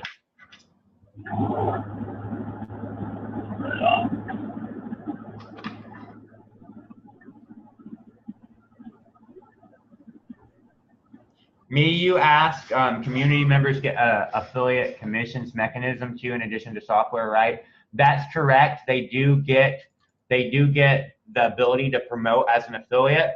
But what I was thinking is, any of the community members that come in on that 12-month free, we would not pay them affiliate commissions until they became an actual paying member. So if they got to the point where they were promoting and they had, you know, money and commissions that they earned that they wanted us to pay them, we would tell them they need to actually, that we're holding those commissions until their payment goes through, or they can go ahead and get on a paid plan. So I thought that would be an easy path to monetize, where they can come in for free for 12 months. And if they start promoting and making money, then in order to get us to pay them that money, they go ahead and upgrade their membership and get on a paid plan and get off the free plan, because we don't pay out to the free members. So, but community members do get affiliate rights where they can promote with 41% commissions.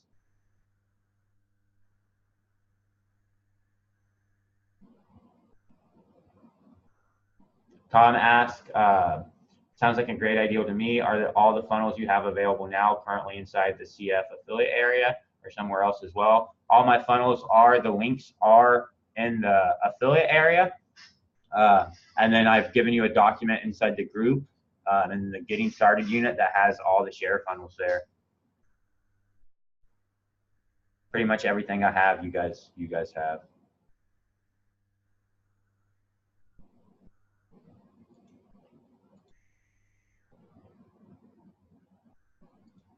Hey, John, Mateo and I were talking the other day.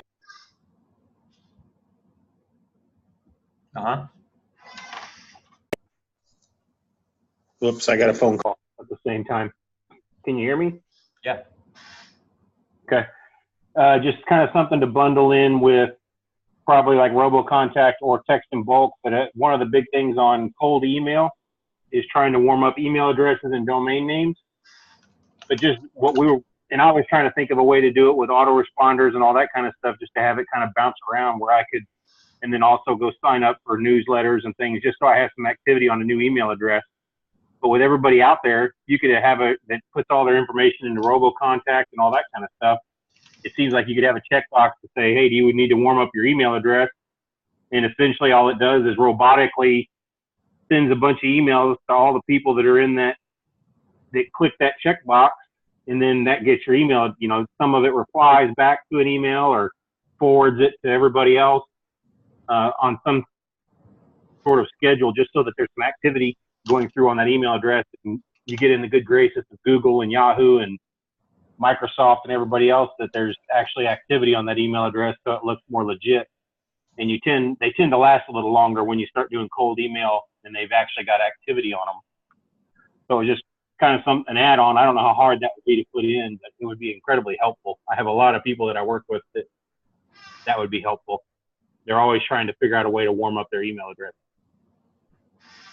So you're saying a way to warm up their email address, and they would click yes, and it would initially like send out a bunch of emails to like our email bots, and then our email bots would like respond back to those emails. Yeah, basically. So if I click the checkbox in RoboContact that I put in a new email address, greg@thisemail.com, and I need it warmed up because I just bought that domain and just set that email address up. And Maceo did the same thing. He checks the box that he needs it warmed up. So basically the robot would send an email from my email to Maceo. Maceo's would reply back to mine like we're friends. And it's just gibberish that's in the email. It doesn't matter what's in it. We're never going to read it. And then it just does the same thing. And it could be with all the community members, everybody that checks that box. So I use Maceo as one. Maybe you have one and you check the box too. So then my email address sends an email to you, you reply back. And it just does that for a month or so. And if anybody that needs to set up an email address, they just set that up in RoboContact or Text in Bulk and check the box next to it to warm it up. And it just sends various emails to various people that are subscribed to that same service. Just bounces email addresses back and forth and forwards them and replies and all that kind of stuff.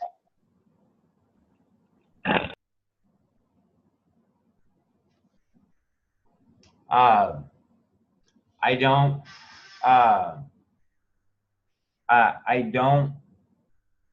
don't dislike the ideal of that, but if I'm being honest, I don't think it's a good thing to put in RoboContact or Text in Bulk. I mean, I could see where it would be nice to have a service like that where somebody comes in, they sign up for a service, they provide the email address that they want to warm up, and essentially they provide an email address that they want to warm up. They ask how many emails, we ask them like, how many email addresses would you like how hot do you want this email address, and we have like a little slider that shows, cold, where we just send out to 10 people, to really hot, where we send out to like 10,000 people or whatever over a period of time. And then they pay for that. And then the emails go out, and then they get responses and stuff back as like a standalone service. But I don't think it fits whatsoever in RoboContact or Text in Bulk, especially not as a checkbox to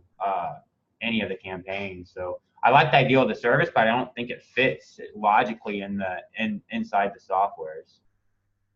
Well, that makes sense. It would be very helpful even as a separate. I mean, you could sell it. I would be quite certain it would sell. I mean, there's a lot of people that's their biggest question. They'll burn an email address and they'll end up in the spam box for everybody, and they've got to figure out how to get it out of there.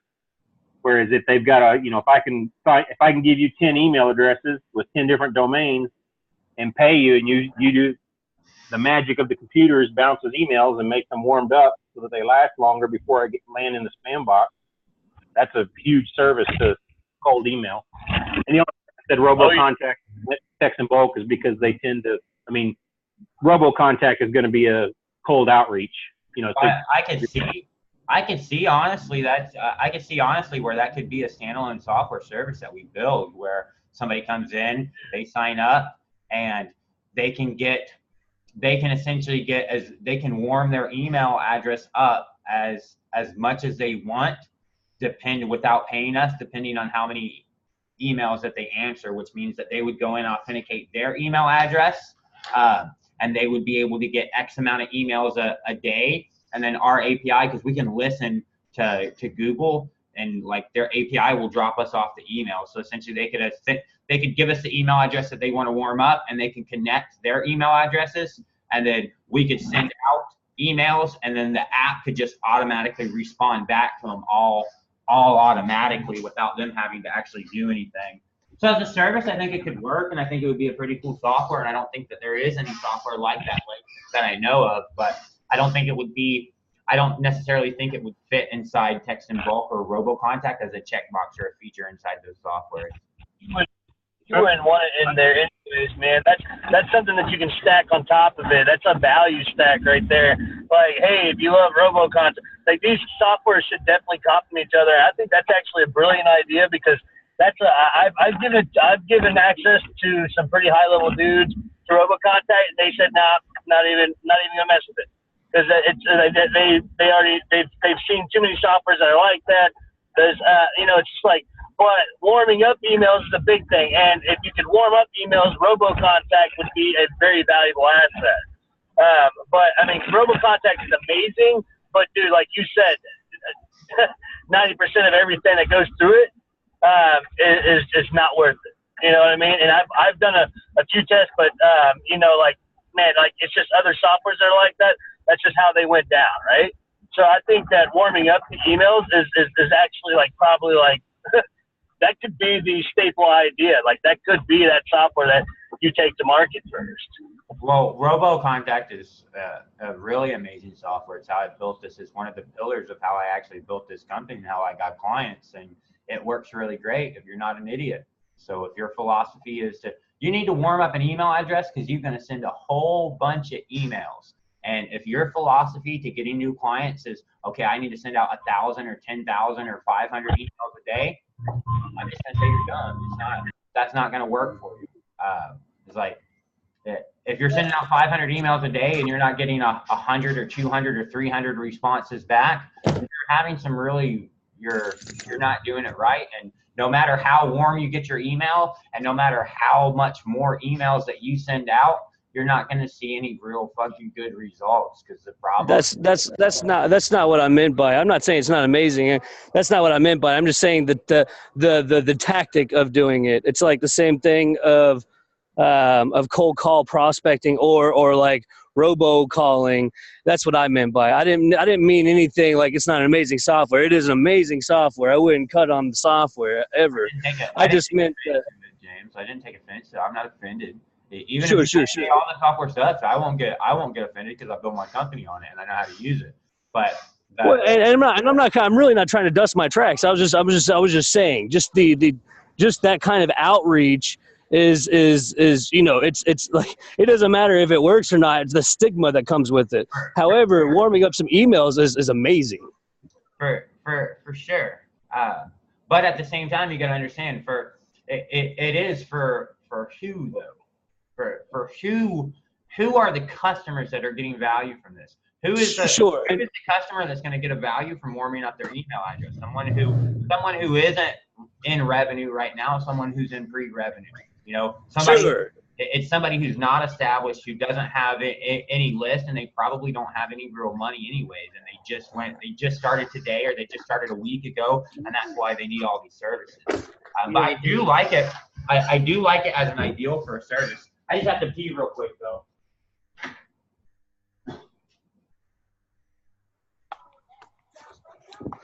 Yeah, no, for sure.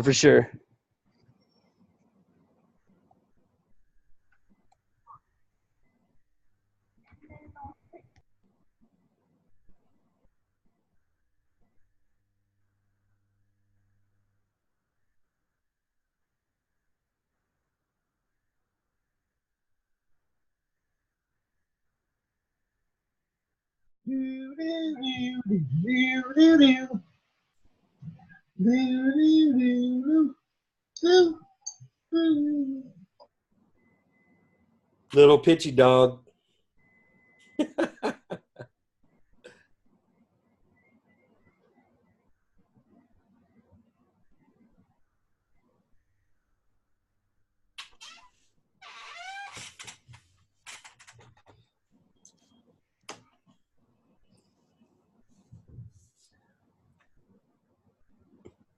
So I want to take a vote. I'm trying to think of good ideas because I might be on my own at Traffic and Conversions in San Diego. And I was thinking of making a shirt with a scan code similar to what John's doing, but I won't have a booth. So any input is valuable. I'll just be a walking billboard. I would for sure go with that. I would for sure at least try to get a business card with the scan code on it, and have a business card with the scan code on it so that you can actually collect that, so that they can, like my business cards, literally just on the back of them, there's a scan code and it says, scan this to get a free software from Tier 5. That gives them an incentive to actually scan, and then they're in my chat bot, and then I can message them later. Well, I like you said you had demo, so people can demo through doing a scan to demo it. Is that what you said earlier? No, I've got funnels built for the outbound IVR demo and for the sales bridge demo. And whenever they scan, it's just going to give them information about that, a couple pictures of how it works, and a link where they can click it and it opens up the funnel and they can actually put in the information and trigger the demo. So, but essentially it can all be done inside the chatbot. I don't need a funnel.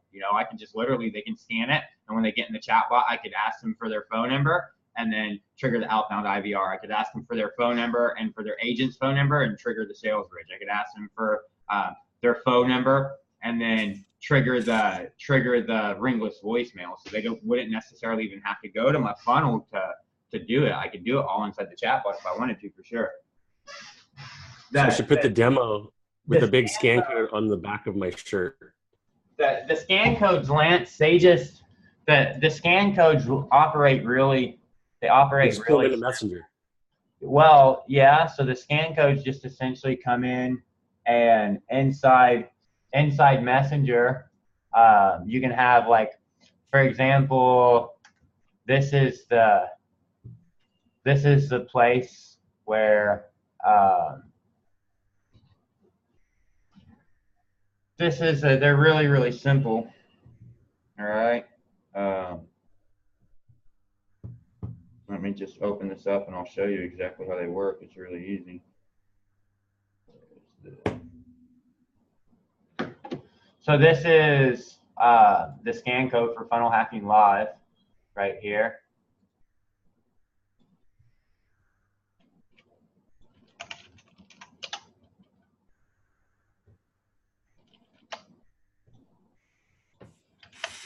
All right, so there's a block. This block has a link to it.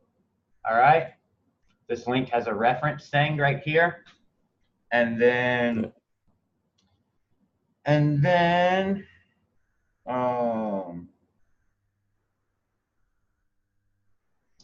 this reference thing, I just give it to this other software. It's like just a helper software for generating these scan codes, and you just get the scan code.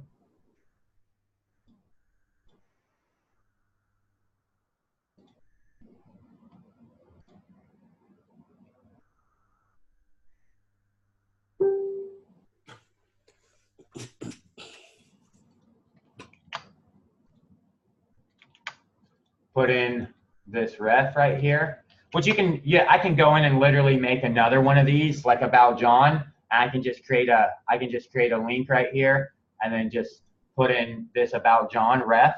I can just put that into this right here, wherever I want my user dropped off in the chat bot. Right. And then I just generate the scan code. And then once I generate the scan code right here, once I generate this scan code, then I would literally just go to Messenger.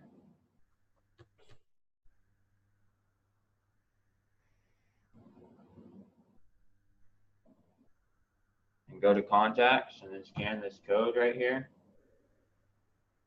And then it drops me right into that. It drops me right into that that place I showed you in Chat Fuel. So at this point, I can do whatever. At this point, I can do whatever I want. At this point, I can do anything that I want. And what I do for this one, so I can make as many of these as I want and do whatever I want. And for this one, it just literally drops them. It drops them in here, and then it sets my affiliate ID. It sets affiliate ID and starts to give them some information. So that's what I was going to do with all the scan codes. Each scan code would essentially have a different. It would have data embedded into it, and it would change this data. And then based on where they're at in my booth, like if they're looking at because my booth is literally going to show like a linear history of all the softwares, how they've been released. And if they're next to the text in bulk one and they scan a code there, it's going to give them more information about text in bulk. For you, you could just put it.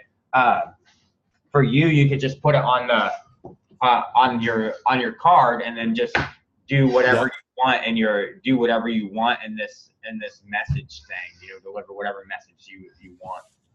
And yeah, I think the reason to have it on the shirt, not that necessarily be scannable, just to because last year, for instance, there was a guy walking around in a bathrobe with $100 bills sticking out of his pocket, and people were attracted to that and just went after him all day. And his brand was Lazy Affiliate, but it created some buzz, and he was just a participant. And I kind of wanted to do something similar. Yeah, for sure. You could have one on a shirt that is actually scannable, and then you can get a lanyard and put one inside a lanyard and just wear it. And then you can have business cards and have them on your business card and pass them out. So I'm assuming I can do the same thing you just talked about and just showed in Chatfuel and MiniChat. I mean, I know I can do the scan code because I've seen it. In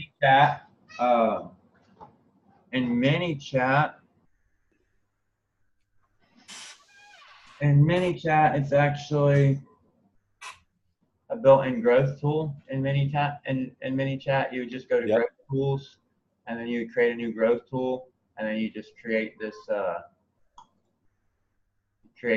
Facebook Messenger code right here. Yep.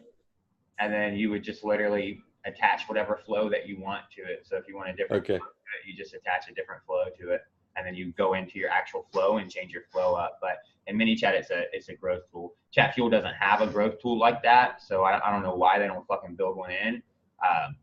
So I built my own application. Since Chatfuel doesn't have one, and it makes it really hard to get it, I just built my own little application to go in and get them for Chatfuel. But if you're using MiniChat, I don't like to use MiniChat, and it's just because I can't use MiniChat because they've banned me from their software. The only reason I can get in it here is because they haven't banned this particular account of mine because it's named Linda Pratt, and I don't connect any of my personal pages to it. I just use it if I need to demo something, because if I connect my personal page to it, they go in and ban it and delete it. Like if I try to log into MiniChat from my actual profile, it doesn't. I mean, I can't log in because they banned me from their software because I said I was going to build a better software. So I'm not allowed to use it. I got kicked out of MiniChat group and the software completely. So yes, I do prefer Chatfuel to MiniChat because I can actually use Chatfuel, and MiniChat won't let me use their software. So that's pretty valid reason. That's about the only reason I prefer it, though. MiniChat's easier. You used to be able to do more complex stuff with Chatfuel than MiniChat, but MiniChat added an API, so now you can do all the same stuff with MiniChat that you couldn't do before, because now they have their own API. So that's why I liked Chatfuel before, is because they had their own API, their own JSON API, where you could talk to external applications. Like I would build them for realtors and link right into their MLS and get their listings and stuff directly from the MLS. You couldn't do that with MiniChat before because they didn't have an API, but now they do.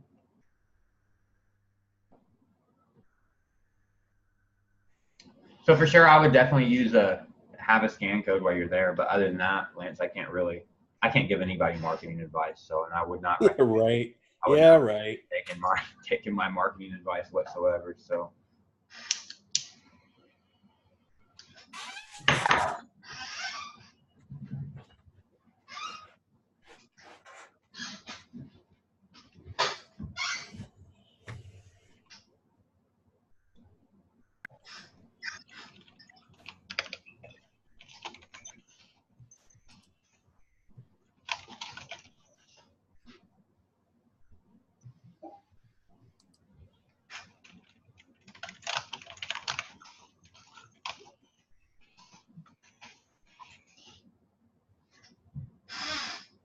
So what else? Other things you guys want to talk about? Other questions or concerns you guys have?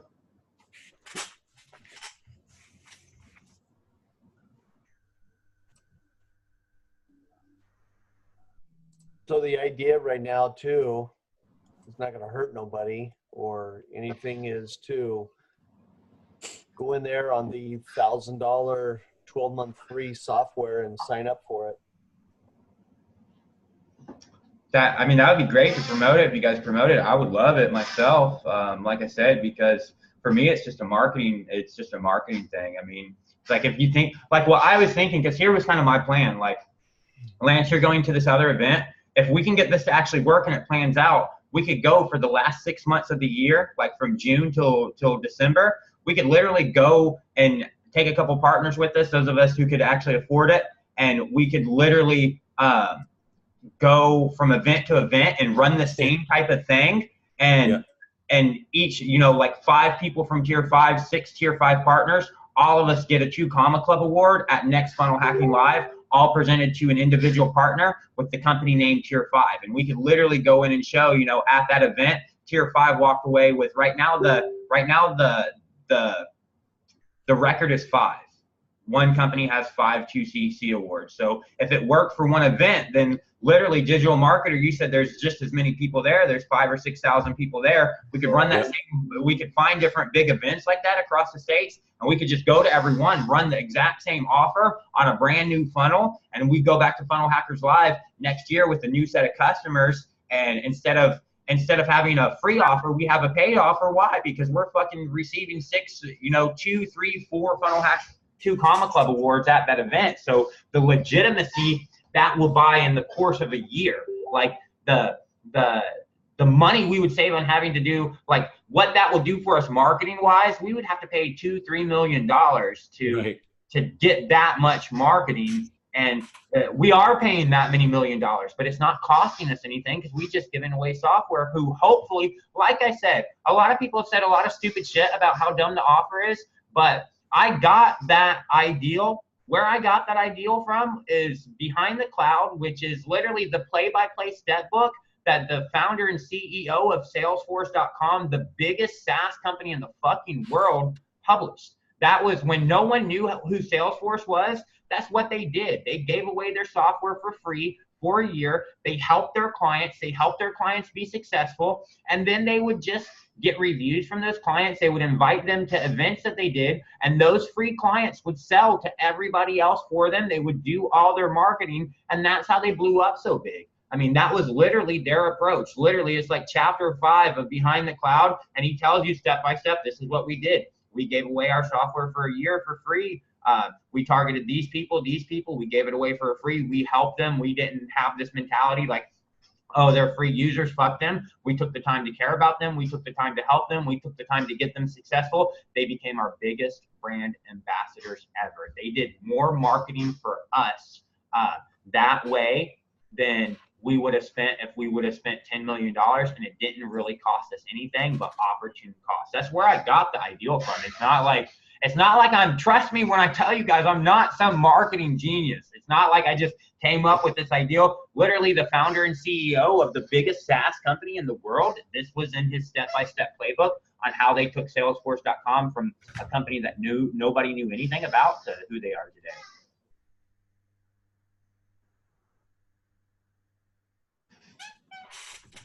So that's where I got that ideal from. But I thought it would be great if it worked at one event to do it 2, 3, 4, 5 events, and because that would create a huge marketing buzz. I mean, think about it. If you're just like, hey, you know, we had 5 or 6 people in the Tier 5 community that joined the community and they became 2 Comma Club award winners. Like your sales, your ease of getting somebody into the community now, if they're a ClickFunnels user, you get all of them. They'll all join because they all have that fucking dream of hitting there. And you can just be like, well, we got, you know, 5 of them, they joined our community, and within 6 months they became them. So join, you probably will too. And yes, on one funnel, on the one funnel away challenge, or on Funnel Hackers Live funnel, you have to sign up and purchase a 1-year membership. You put in your credit card information, you purchase a 1-year membership. It's a free trial. You get billed after 1 year, but 1 year from now, you'll automatically get billed because you sign up to that promotion.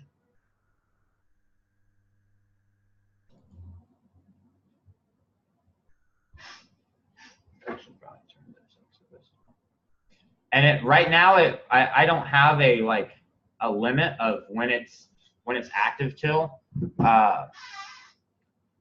The end of Funnel Hackers Live, either I would say the end of that event, which is the 25th, or whenever it hits about $1.1 million in revenue, whichever one comes first.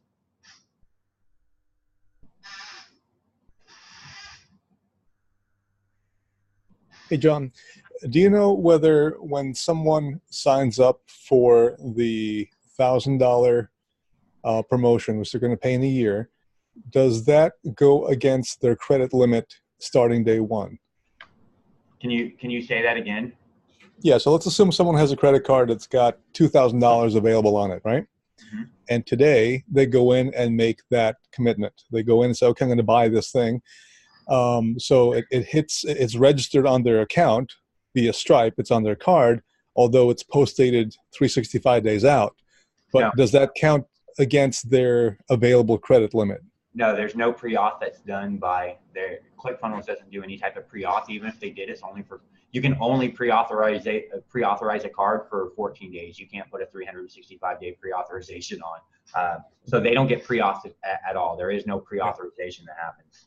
That might be good to know in case someone gets asked that, because that might be another concern someone might have. But if that's not the case, then that's not even an issue for them. Yeah, there's no credit balance. No pre-auth that happens whatsoever. There's not a pre-authorization that happens. Yeah, cool.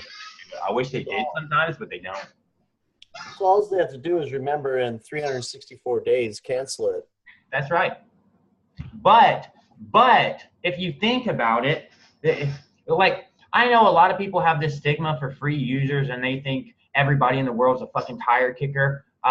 But from personal experience, if you change that mentality, right? Most people have that philosophy that fuck them, they're tire kickers. We don't want those people, all right? If you change that mentality, you say, fuck it, we'll take those people. We'll help those people. We'll be the only company doing that. There won't be no other company that's out to help those fucking people. And if they use our software for a year, for a whole year, they use our software and they find a benefit in it, even if they are tire kickers, if we've helped them grow their business, the bulk of them are going to convert. If they have the money, they will convert because we help them and because they've got 1 year worth of data in that software. And if they cancel, they're going to go to some company that's going to give them 14 days free trial and say, fuck off, we're not going to help you use it. They're going to lose all their data.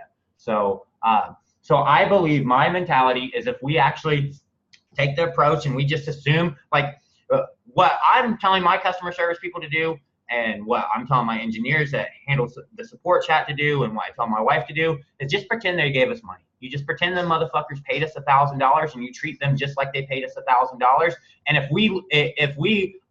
believe that we will win more that way than not. And I believe that, like I said, those dudes from Salesforce, they said they had a 90% conversion ratio on their free trial. Now, they specifically targeted businesses. They went out and specifically just targeted businesses and had their salespeople calling businesses and getting them in the platform. But that's still the approach that they took. They gave them the free trial. They helped them. They tried to get them successful in the platform. They had a 90% conversion rate. Will 100% of them convert? No.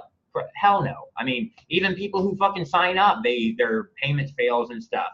But I do believe that if I get 1,000 people in there, 30 to 40% of them will convert at the end of the year, and it will be, starting next year, we could have $300,000, $400,000 worth of marketing money that we could spend to go to other events and start to scale our software. The other thing they did at Salesforce was to extend that offer to nonprofits, right? And make it where nonprofits could use Salesforce truly for free, not even just for the first year. And they supported those guys, they helped their businesses grow, and that in turn resulted in really great PR for them. It made their company really sticky in terms of their entire, their employee base and customers who saw that this company was out there not only providing great software, but also doing a great thing for other nonprofit type organizations, which had social impact, right? So those two things kind of tie well in together as well. And that becomes great PR.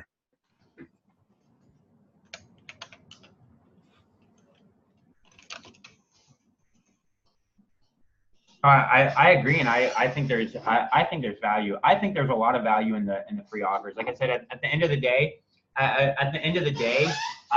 we're not giving it to everybody in the world. It's not like we're giving it to every single person in the world. I think there's a lot of value in it myself, and that's why one of the reasons that, just because I heard Jeff say it and said, hey, this is a good idea, it's not like I just blindly followed that dude and was like, okay, he has the biggest SaaS company in the world and they make $10 billion a year. Let me do what he said. I took that information, I evaluated, how could this work and how could it provide value to us, and is it a waste of time or money? And I thought it would be something valuable. So.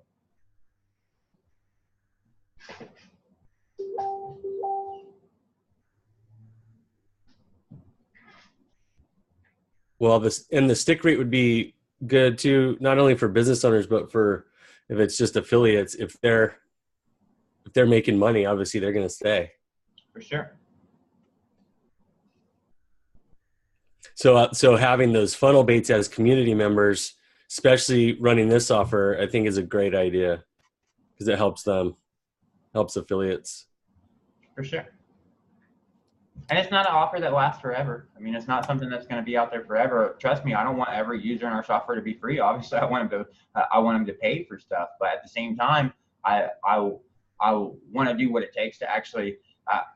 I don't want to go, here from 3 years and be making $1 million a month in revenue. I want from here to 3 years to be making $100 million a month in revenue. So if that means we sacrifice some stuff at the beginning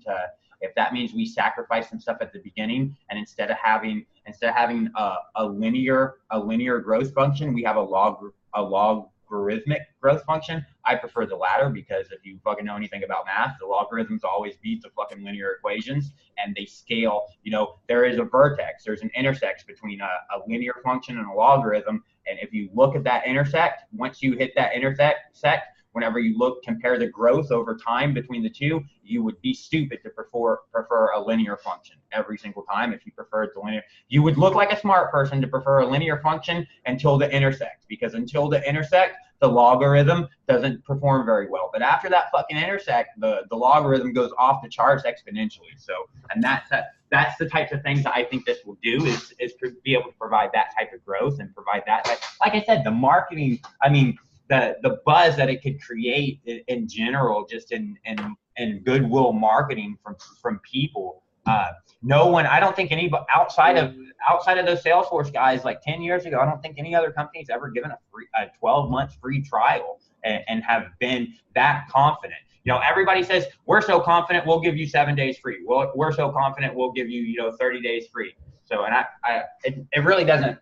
It really doesn't. It's not a play on confidence, how confident we're going to love their software. It's more of a play on how dedicated are we to actually help you. It's not anything about how confident are we that we're going to love your software, that we're giving you a year free. It's how dedicated are we to your own success. Like, how much do we want you to actually succeed?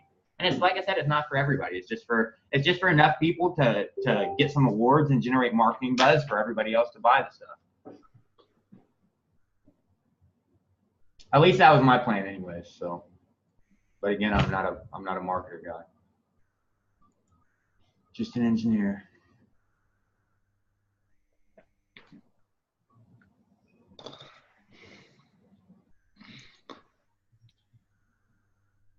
And yeah, their credit card, even if it's only valid for 6 months, it will go through, because like I said, there's no pre-auth.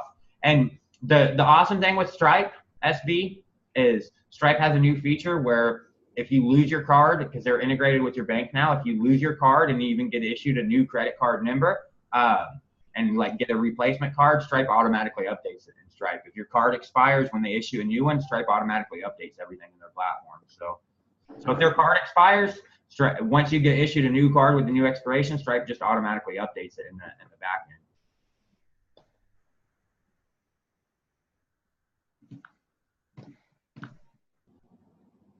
Everyone, both the Imam here. Michael, you asked if you start giving away software for free, will that not hurt the agencies who have bought resale rights? I'm not sure what you mean by that. If you mean partners, if you mean partners, I'm going to go with no.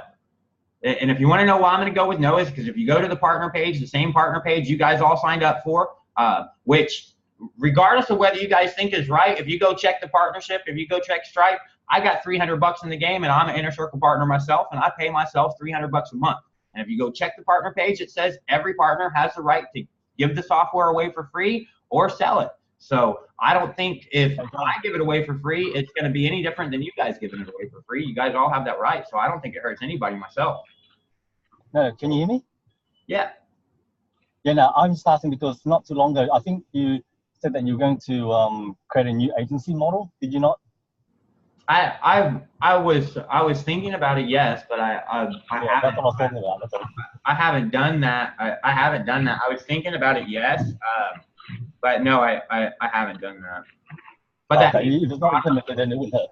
If you checked out the agency model, it was really, really high price. So it was like pretty much. That's the thing. If it was high price, and then you start giving it away, then it will just hurt them. That's all. So if you haven't implemented it, it shouldn't be a problem.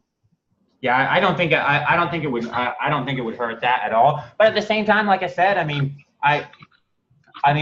if those agencies, if their revenue model is to go in and fucking troll my audience, then yeah, it may hurt them. But it's not like I have a very limited audience. It's not like I got 300 million people that are subscribed to my list. You know, I got like a couple thousand people on my email list and like 3,000 people on my Facebook page. I don't have like a huge audience or anything. So if somebody's plan is to go in and just monetize my audience, then no, it probably isn't going to work for them because my audience is already monetized by me. But outside of that, no, I don't think, because if you look at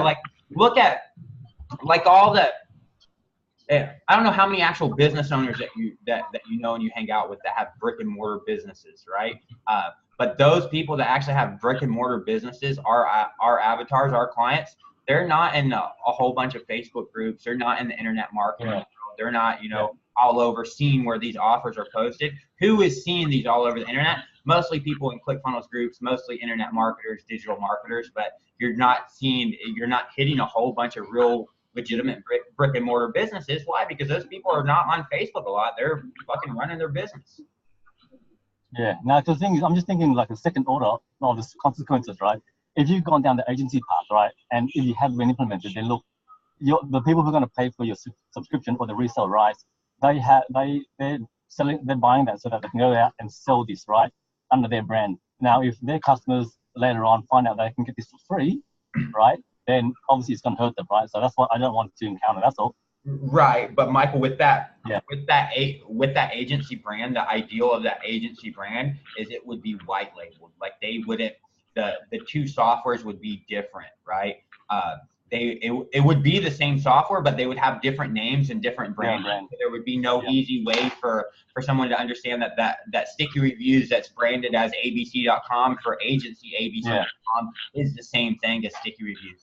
Those people would be having to be doing a lot of due diligence to go search all over the place. And most people don't do that. Like even you probably don't do that. Whenever you find something that you believe is of value and you have already justified in your mind, it's very few people that once they justify a purchase that they're like, okay, well, let me go hunt down even a lower price. Most people, once they justify a purchase and they see the value, they just buy it because they value their time that they're going to have to spend to go find a lower price more than the savings that they have.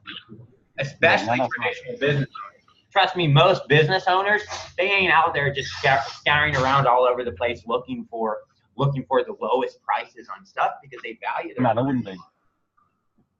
No, that's cool. This is also where the white label comes in, right? That could create that distinction for agencies. For sure. Yeah.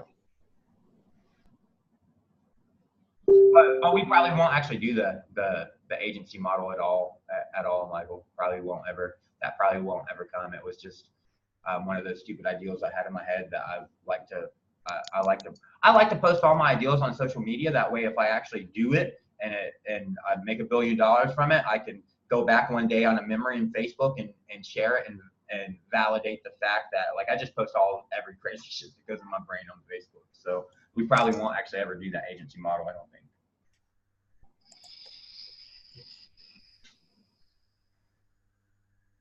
I think it's a fantastic strategy, John. What you're doing with the free, giving away the free accounts, I think it'll be hugely successful. Apart from Salesforce, I think HubSpot did it with giving away a lot of free education, free certified education, which would have cost thousands of dollars otherwise. They gave it away for free, and that gave them a lot of traction. And Slack did it with their free account. I mean, you can do a lot with the free Slack account, but the way they make money is completely different from what they do with the free account. So for sure. And you guys all understand. You guys are all smart, and you guys all understand that we're a partnership. I live streamed the other day that we're getting everything finalized with the lawyer. We have a company called Tier 5 LLC, which creates this software.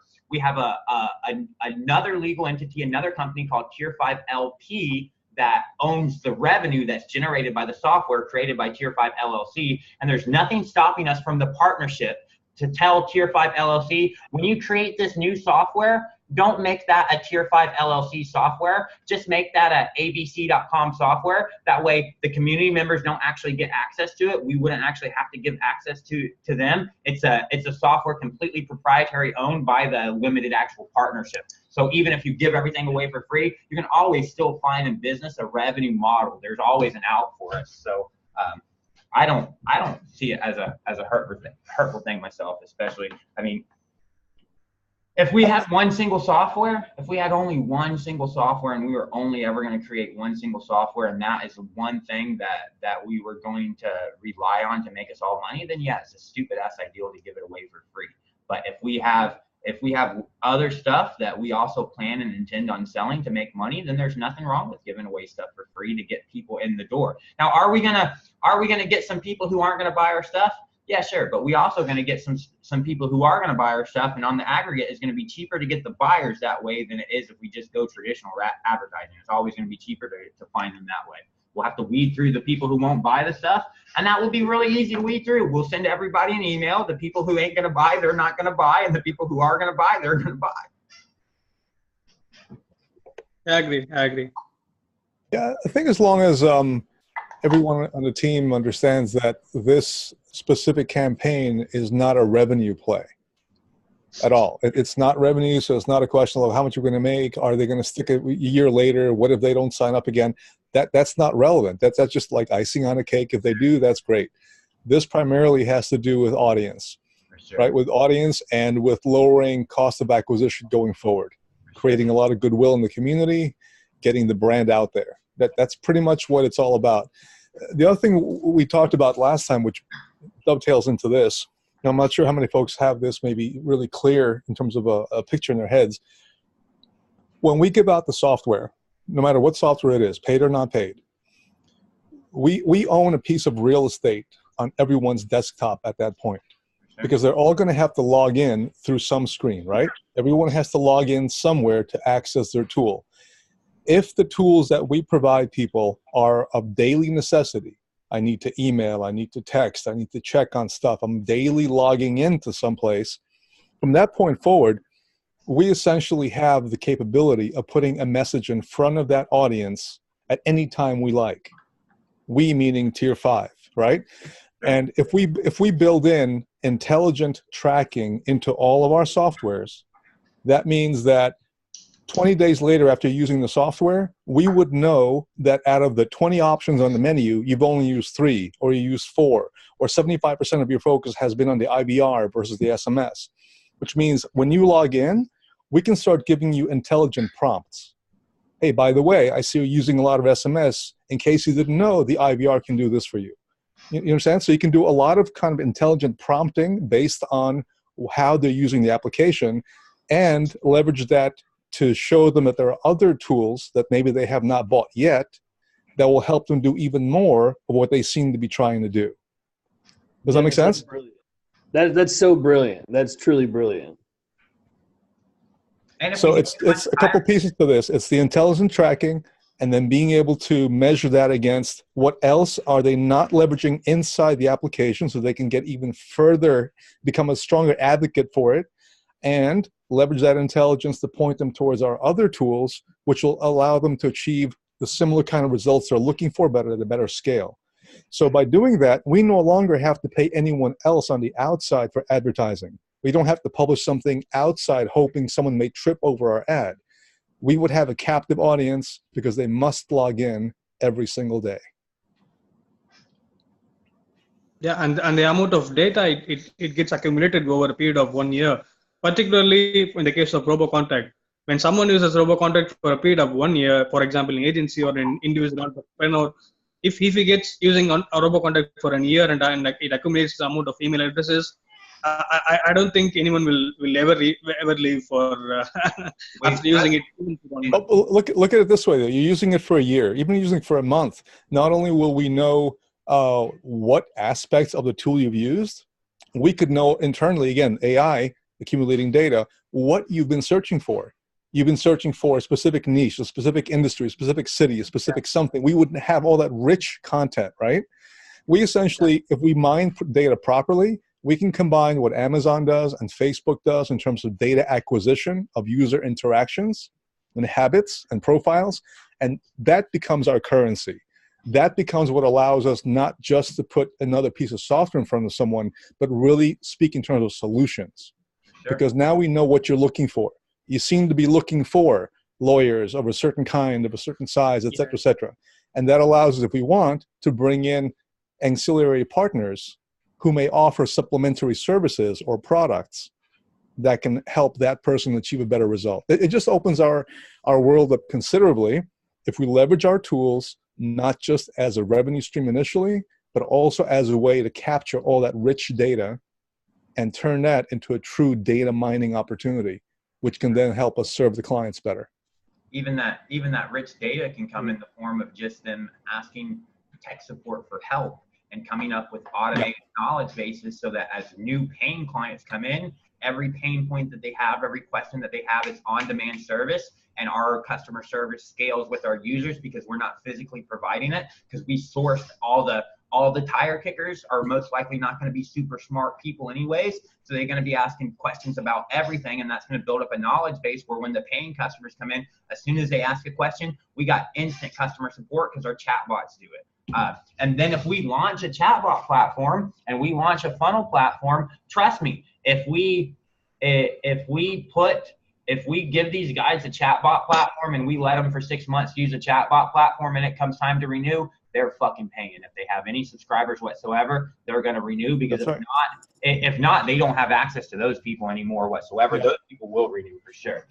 Which is, again, where data becomes not only the currency, but it becomes the glue that keeps the client attached. Because they're not going to want to redo any of that work. It just, even with a simple contact manager, it just takes too much time and effort to go and move all your contacts one at a time, right? Now, obviously, can we build an export function? Yes. Would we want to? Not necessarily. Or we'll build a really rudimentary one so that it becomes more of a pain than it's worth. We want to, that's what me and Ankita were talking about, Dennis, is not building export functions, building import functions. Just all our exactly. Just be import functions to import all your, like if you're using ClickMagick, we build a Chrome extension so you can import all your ClickMagick shit into our software. Make a barrier to leave, but a very easy entry point into our software. That's right. That's right. Yep. Yeah, exactly.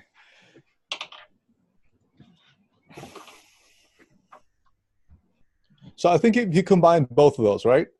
Being able to import data easily, make that as painless and as quick as possible for people, that's great. The other, not provide as much flexibility on the outbound side of that, in pieces perhaps, so that it doesn't seem so restrictive, but not primarily. And the other, accumulate data as it takes place. That combination works really well. So you combine, again, the feature sets of like an Amazon or even Google Analytics or Facebook as far as data accumulation, and then you let the client build all their data within, much like you would with your emails or with your cell phone even. You don't want to necessarily be hassling with redoing your entire cell phone contact list. So we combine both those things. We'll have a really good opportunity here. But this current play that John put together, it's all about acquisition. It's got nothing to do with revenue stream. For sure, the revenue stream will come from the promotional buzz that's created. If I can get Tier 5's name on an award, like literally, if I put if we hit the 2CC, they fucking on their website they put our picture, our company's name, and a link to our shit. That talks about our stuff. They promote for us. If we hit the 2 Comma Club award, anybody who wants to hit that award and they're interested in it, they go see our company, they go see our name, and they go see about our services that we have. So there's like free promotional buzz there, and that's what it all is about for me. That's where the real revenue would come from. Even though I do believe, like I said, 30, if we do our job right here and we just support these people and we help them, 30 to 50% for sure are going to convert. I believe that. Yeah, I think actually that's where the bigger opportunity is. That's also when we were talking last, John, I was saying not only incentivize the guys at the event to sign up, but make it like with the 100% commission thing, where each one of those people who is paying a couple of grand to go to that event, they in turn have large lists, right? So now you're able to reach outside of the event and have them all promote this 100% commission offer on the outside world. So even if those folks, that list that they might have, never make it to the ClickFunnels page to see who won a 2 Comma Club award, they'll still have been exposed, right? And also the exposure we have to the individuals who sign up for this doesn't have the same stigma that it might later if you have people who 6 months from now or whatever amount of time from now, look more closely at how the 2 Comma Club was achieved and start trying to poke holes at that. It won't really matter, right? So our game really isn't, we're not banking on the 2 Comma Club award is what will make it. It's having the installations on people's desktops and having them actively use the software. That's what's going to make it. The 2 Comma Club award is a nice extra plus, but even if we don't get that award, we'd still have a ton of installations. And that's what I'm looking at. It's just having as broad an impact in terms of number of desktops using our applications, more so than the award itself. The award would be great, but it will still have good results irrespective of that. And just so you know, I still have people, even though all I do is promote to the same people, like all I do is promote to the same audience, I still have people paying $97. I still have people, I had one person sign up today for $97 a month for the community membership. I had 4 RoboContact signups for $47 a month today. And I'm literally promoting to the same people. But trust me, when I go live and whenever I give an offer for 12 months free of our software, not every single one of my Facebook friends sees that offer. Some of them don't see anything until the next offer that I put, which is $47 a month for RoboContact. And I'm still actually getting people sign up for the free stuff and sign up for the paid stuff. So I don't think it should affect anybody's ability to make revenue myself. Yeah. I think the conversion will be more than 50% for sure. It will be around 75%, I believe, because the moment you get a customer service for something you never paid for, the goodwill skyrockets. And even if you don't have the use of the software currently, you get into it and you try to get to use it somewhere and where it will be useful for you. So I believe it will be more than 70% conversion rates. And think of where we're going to be at when they go to convert. When it's time for them to convert, think of where the softwares are going to be at. Think of what new features are going to be there, what they're going to have access to once it's time for them to convert. They're not converting on the software that they're getting today. They're converting on a software that we spent another year of developing on. Yeah.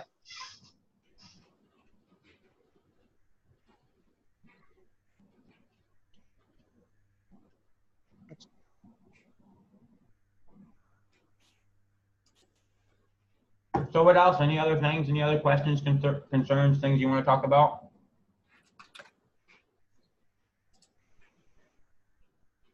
Thanks, Greg.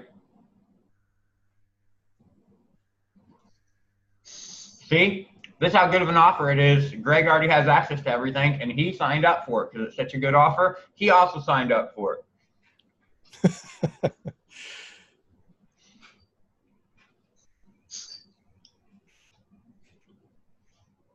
Just trying to help out. There'll be a couple more. I got several emails. Spencer's going, Catlin's going, and I've got a video testimonial from both Spencer and Catlin that I have on a loop that I'm going to be playing at the booth. I'm just going to be playing just because they're really known in ClickFunnels. I'm just going to be playing that. I've got a really good testimonial for both of them that is just going to be on a loop playing on my computer during the event, during the booth.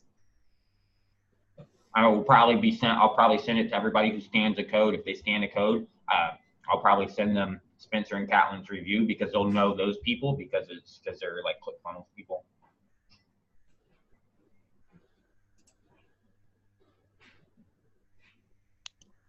James is going to.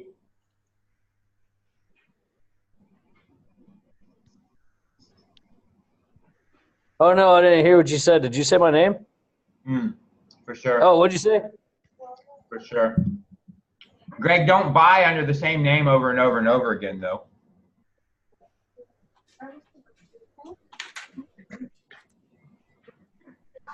That's a different email address. Yeah, but it still shows up as your name, Greg Spock. Just use a different name if you're going to sign up. If you're going to sign up 20 times, use different names. And yes, Group Convert is, I'm part of the Kim Dang partnership. So Group Convert is part of the partnership. And I'm actually trying to make I've got them rebuilding the affiliate platform, but once they rebuild the affiliate platform, I'm going to build in APIs where you guys can add users into Group Convert and also give that software away or sell it away as well.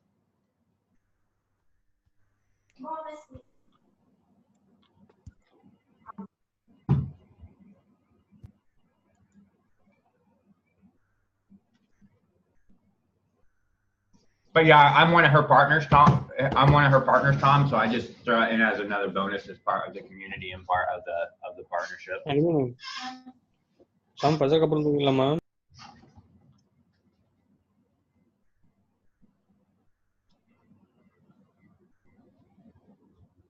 don't think the credit card will flag at all. I don't think the credit card will matter whatsoever.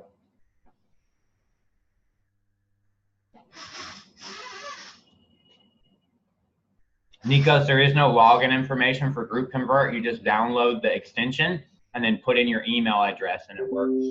You don't have to log in anywhere.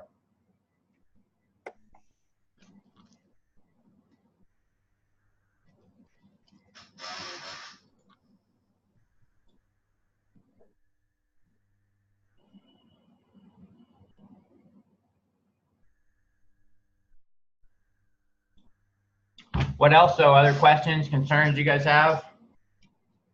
Things you want to talk about?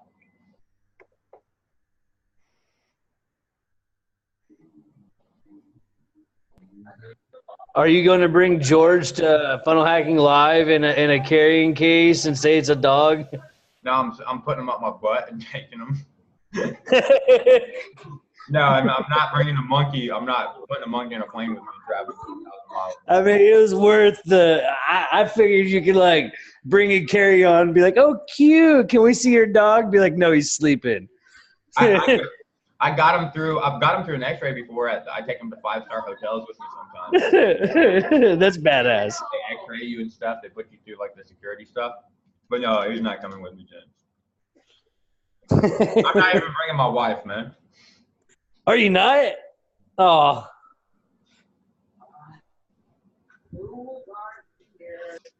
Well, that's cool. I was hoping to meet George, but I'm a big fan.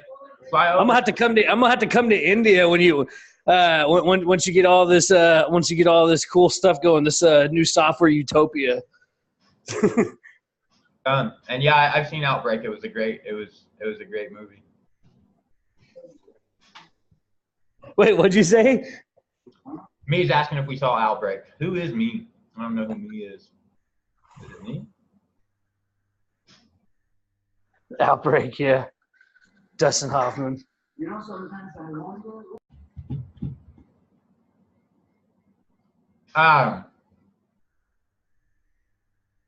Ideals for Chrome extensions. Yeah, I have a couple ideals for Chrome extensions. Sure, for sure. Those are. Hey, Munir, that's who it is, Munir.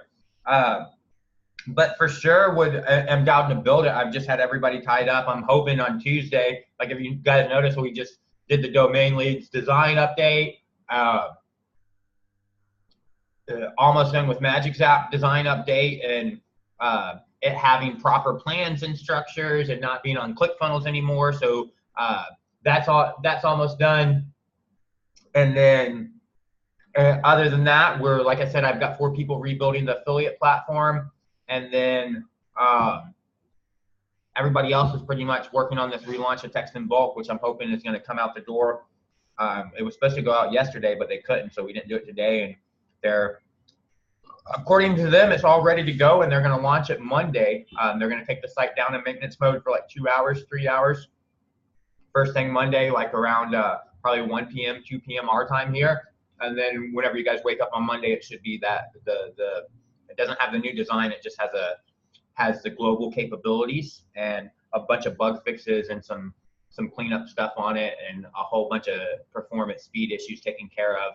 That should be launched on Monday.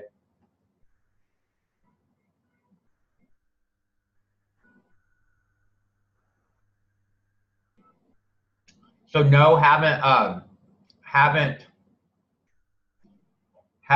figured out what the new softwares we're going to make are yet, but it seemed like according to the poll B that everybody wanted to really focus. The majority of people wanted to focus on our current platforms, perfecting our current platforms, getting the new designs in our current platforms, adding some additional features in our current platforms, and then putting in all the proper plan structures so that you guys can have easy paths to upgrade people and get more revenue from people. So that's kind of what I was going to focus on till June. My goal is I told everybody that works for me that I'll take them on a 5-day paid vacation anywhere that they want to go as a company inside India if they can get my task list done by my birthday in June.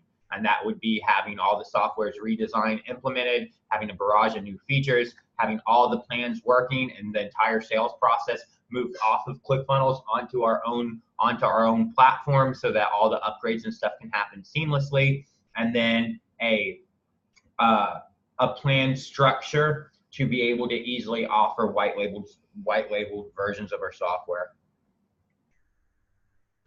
So that's kind of what I was going to focus on until June, and then from there,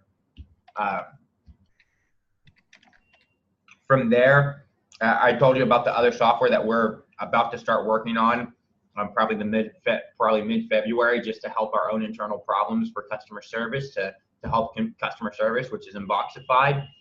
And I think Inboxified will also be another good software that will be very useful to a lot of other people as well.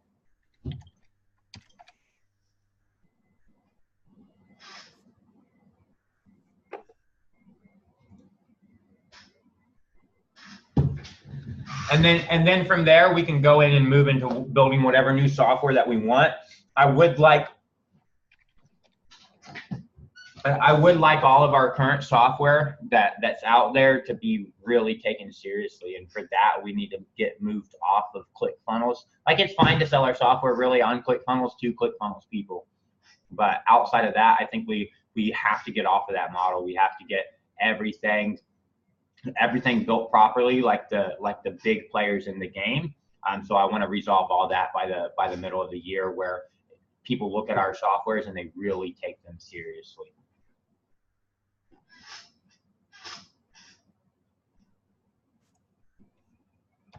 Hey, John.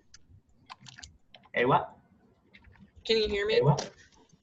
Are you building a ClickFunnels-like platform? Not today. Not today. I want to, yes. But that's in the plan. Yes.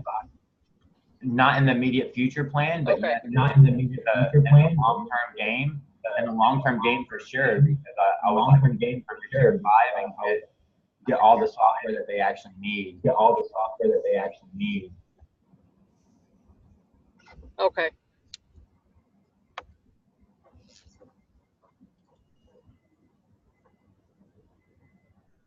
This is Inboxified, by the way. I'm showing you right now. One of you guys is this is it. It's a new software for us to be able to easily manage our customer service. We're going to build it as a SaaS software as we're going, so that we can so that you guys can use it and we can let other people use it as well. But it's really serves two purposes. Kind of the same thing as Chatvago. See ya. If you're going, Lance, see ya. It allows our developers to get even more familiar with the Facebook messaging API, so that they'll be able to build a chatbot, something like ManyChat or ChatFuel, much quicker, because they're already completely familiar with the API. And it helps us go in and manage our customer service. So you can just log in, you can sign up, get an account, you can go in and add your Facebook pages. Once you add your Facebook pages, you can go in and add support agents who can access particular pages, and then you can add knowledge bases. And then essentially, it's a unified messenger. So all the messages from all your different Facebook pages go into one single inbox, and all the incoming messages get ran through our AI to see if they actually match any of your knowledge bases, so that whenever I bring in a new customer support agent, I don't have to train that customer support agent on on 7 different softwares. I just have to train him on how to use this customer support software, and then he can just search the knowledge bases for any of the customer support issues and be able to easily solve all those customer support tickets without having to learn all our softwares. He can learn our softwares on the fly as he goes. As long as I can teach him, in a week how to use the software, it really allows me to quickly onboard new customer service agents and have them actually be productive. And I would show you all the screenshots, but for some reason, you can see them here. For some reason, this is being stupid and not uploading them for me. So John, how much this will cost you to use Facebook APIs and everything? It doesn't cost anything to use Facebook APIs. Yeah, then can it be a efficient alternative to Drift or Intercom? I asked you in the Facebook group also. In that case, it's a huge chance for us to promote it. It could possibly. I mean, it could possibly. This is a proposed design for like a customer support agent. You can see who's sending you a message. You can see what page it's coming in from. Like here's one that came from Sticky Reviews. This is a domain leads chat, a Magic Zap chat. This is Link Wizard customer support chat. So all the messages coming in from all the pages are dropped into this inbox. You can do some filtering. You can see that this person asked, why her account got suspended, and that automatically tagged 3 different knowledge bases so that person who I just brought in the streets and he doesn't know anything about our process or how to support people, he can just read through those 3 knowledge bases and find the one that actually matches that question, and he can resolve all the customer support. So it's like a customer support app for people who use Facebook. It could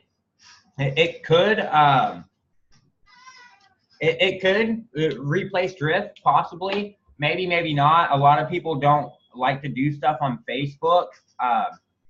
So a lot of people, this requires Facebook, because it's all through Facebook chat. So it may or may not replace Drift. I like Facebook because the now we can really verify the people. The people are actually verified because they're talking to us with their Facebook account. So we don't have to do a whole bunch of validation and verification on who the actual user is, because Facebook has already done that for us, and they're pretty good at doing it.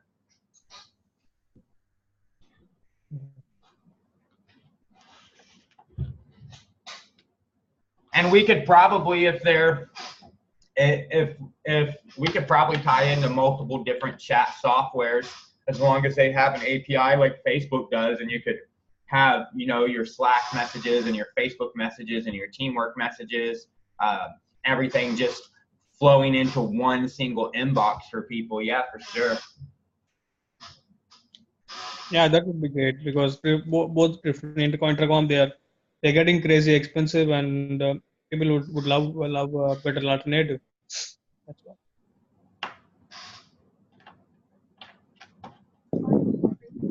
Hey, John. What's up, Michael? Adding on from what Dennis said earlier, with all the data that you have at the moment, what's the most popular software that people been using from what we've got so far?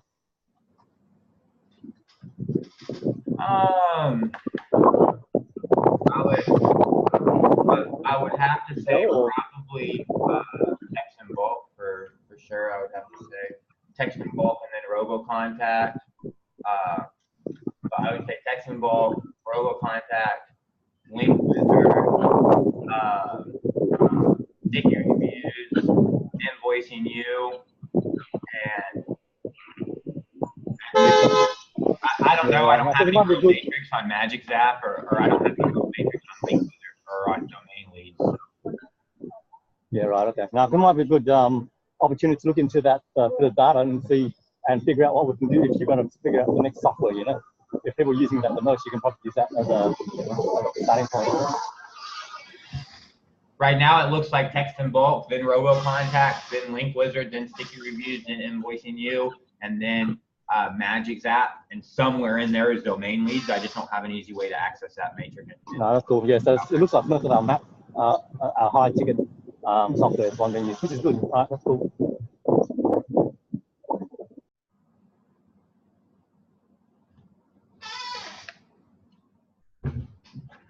So what else? Any other questions, concerns you guys want to talk about?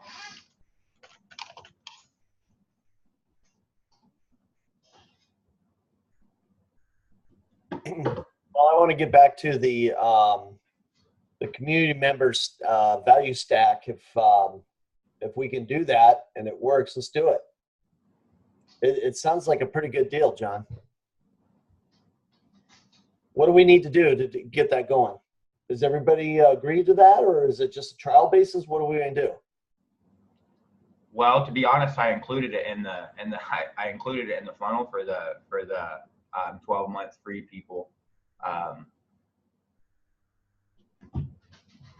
So it's listed as a benefit for those people that come in through that funnel. It's not listed on the normal community thing yet. I just added it on that funnel to put more value in that funnel. Okay.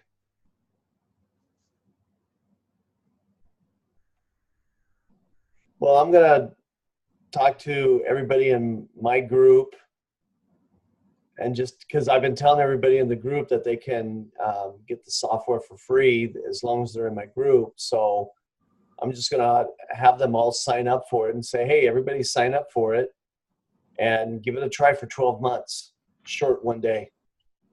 And if you're using it and you're utilizing it and everything, that's awesome. But if you're not, no harm, no foul. And hopefully you get a bunch of signups from there. Well, you'll get one from me at least.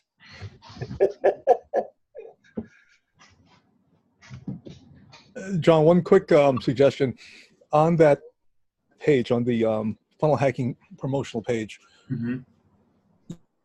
you have there the hats as being valued at $49.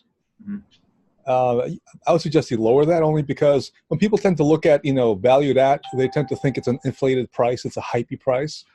And to have a hat at $49, it's like, oh, okay. And then everything else probably is overinflated also.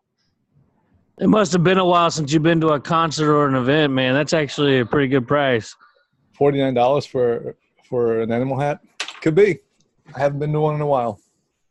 I mean, no offense, but it shows. No, I'm just playing. No, $49, man, is not a bad deal, really. I think it's awesome, too, because it's going to create a lot of hype. And really and truly, isn't that for, like, the Inner Circle members and stuff like that, too? Like, if somebody wanted to buy one, like, you can pay $49 or you can pay, $99 a month to get a whole bunch of sweet softwares,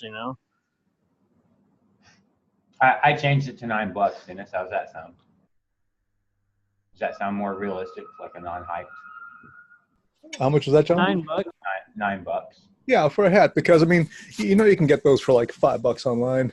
Not the same kind, not with a logo, etc. But it just makes all the other stuff seem like okay, and nothing jumps out as being everything has been inflated. But then again, I haven't been to a concert in a while, so who knows? What was the last? T-shirts are $30.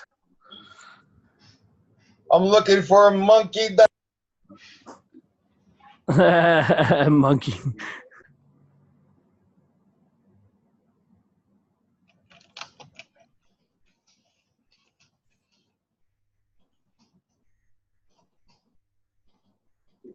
I need a panda. I just need a panda hat. Bettina, can you if you're on your computer, can you just share your screen and I'll just look at that while you're here?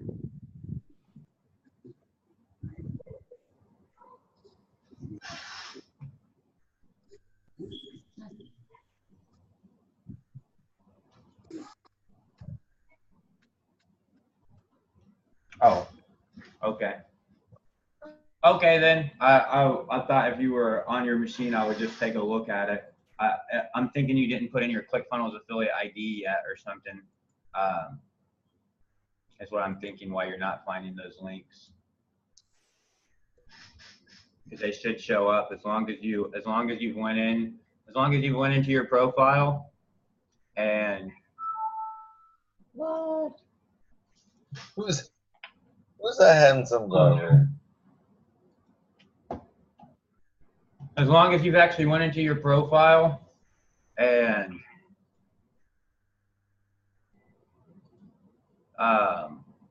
given your ClickFunnels affiliate ID inside here, inside edit profile, stuck in your ClickFunnels affiliate ID. As long as you've done that, you should be able to go right into your affiliate links and then grab these guys, no problem. That's the one that you want right down there. Hold on just a second. Let me see what you're saying.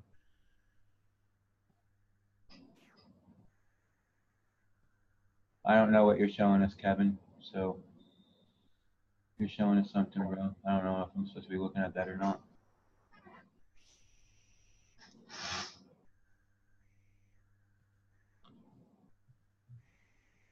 Are we pushing this funnel that she's asking for as partners or as affiliates? Like, I didn't understand your question. Fatima's asking for an affiliate link. Oh yeah, well if you guys promote that 12 months free offer, it's 100% commissions. If they do convert, you'll get it. I mean, you won't get it for 12 months until they convert, but you guys know for sure if you want to promote it, definitely use your affiliate links, because then if they do end up converting, then you'll get paid for it. So right, I forgot it's 100% commission. Thank you, John. 100% commission, Nico. Keep the taxes. Just think, man. If you get them to sign up, and I bust my ass and I nurture them little babies real good, and I get them successful, and you get 20 people to sign up on that, and I do my job, and I get 50% of them to convert, this time next year, you're gonna be getting a $10,000 paycheck from me, man. Damn. And a hat. Hats are coming soon. Maceo's working on all that. I'm working with Maceo to get the hats and t-shirts. I'm working with Bobby to get all the signage and stuff for the booth. We're gonna have to get a Venn diagram and spreadsheet to figure out what it is exactly that you're not working on, so we can make sure that that's on the board. You see my boards? Look at my boards, Nico. Easy. I got another one over there. Like every board in here is full. Got another one in there. That one's full. I'm not sure if you can see it. That one's full. There's that giant panda. There's a giant orange gummy bear behind you. For Sarah. All right. Hey, John, I think when I got all these links with my logins, I wonder if I logged into this and didn't do the ClickFunnels number or whatever. Can you log into the affiliate dashboard period? Yeah, I'm in the affiliate dashboard. I'm logged in. Okay, so then you probably need to go grab your ClickFunnels affiliate ID and save it in our platform. Okay, and where do I grab that out one more time? What site or you can just come right in here. gives me. You just come right in here to the affiliate platform, go to this profile, and then you can just click on this link right here. That will take you to our affiliate platform with ClickFunnels. Okay, just real quick, what tab did you hit? Because I only have a home tab, how it works, payouts, and get started. I don't have an affiliate lines option. Do you have a login option? Yeah, I have login, get started, payouts. So you need to log in then. I'm logged in, and I'm at that front page. I'm exactly where you are. Okay. If you're logged in, you should see a profile. Hello there. It's so crazy. Let me get on here with my computer. Just send me your chat me your email address real quick. It's FAL.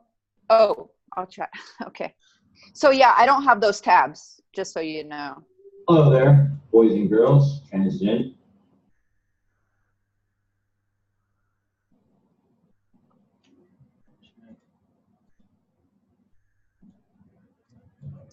Yeah, if you just put your email address in the chat, then I'll check it out. I got it. What's happening? Okay.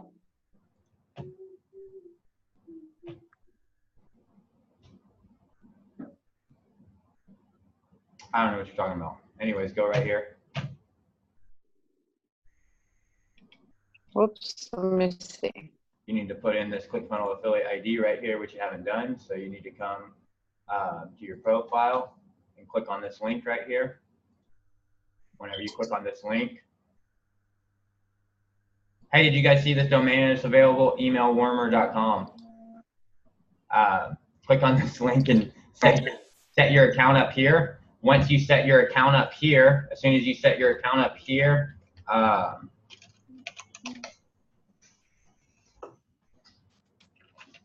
You know, I think I got my lens. I set it up and I didn't realize.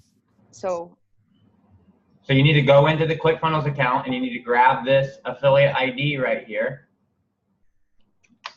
And you need to stick it inside here. And then save it.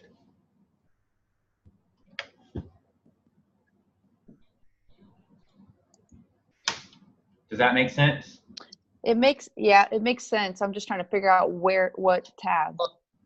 I'm showing you what tab. I'm literally logged in your account right now, sweetheart. Like I'm literally logged into your account right in front of you. Like I'm inside your account. And so you go to profile, you go to this tab that says profile.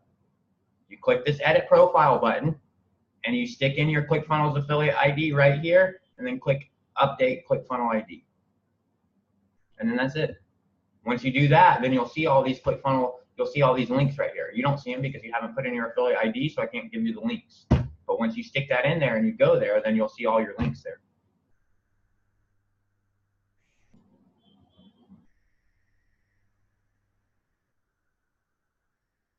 Do you see where to go now, Fatima? To the profile section? You have access to all this. I don't think you were logged in before.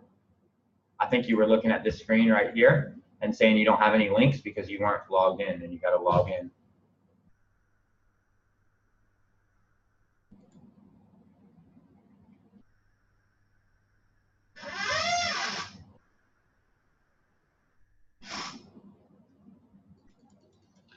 So, other questions, concerns, things you want to talk about?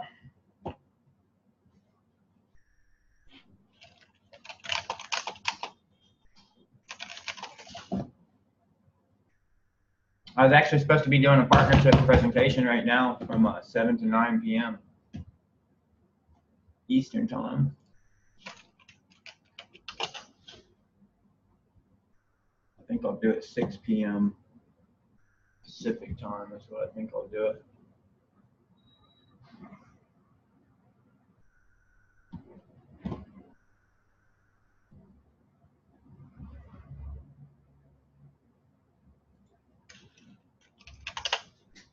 So, anybody else have anything else they want to talk about while we're here, or no? I'm good for now. All right, Joe.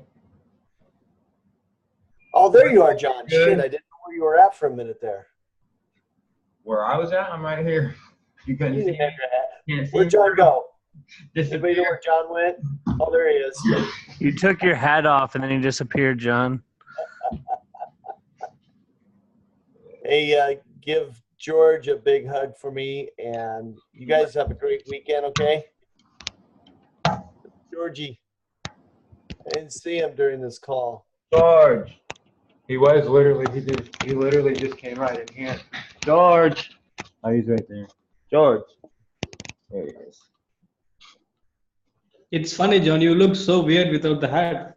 Yeah, I look like a person, right? There's the George. Oh, my buddy George. Quit biting me, George. George! John, they can probably pass you on the street. If you don't have the hat, they wouldn't recognize you. Did I mention creating a link shortener tracker like ClickMagic? Yeah, I created one like a year ago. It's called Link Wizard. You guys already have access to it. I did mention building one, and I already built it, and we already have access to it. I am hoping to start working really soon. They both agreed to it. Catlin and Kevin Likas, who does solo traffic, and Catlin, you guys know Catlin. He has whole courses on ClickMagic where we're going to actually start brainstorming, working together, and augment Link Wizard and change Link Wizard to add additional features into it where there's no reason that anybody would ever use ClickMagic anymore. I can't give you an ETA on that because I'm supposed to work with those guys to get their insight because they've been using the software a lot. And I just haven't. It's dependent on their time and my time. So how awesome is that? You know, they have no use for ClickMagick anymore because they're using Tier 5 software. For sure. And that puts us, I mean, that right there, most affiliate marketers are using something like ClickMagick. So that puts us getting a high volume of affiliate marketers that could then just start pushing our products. Has anybody thought about Tier 5 as what type of a culture? We talked about this again. I'm going to bring these subjects up every time I'm on here, John, if you don't mind. It's things I want to kind of keep posting to everybody. What kind of a culture do we want to start with Tier 5?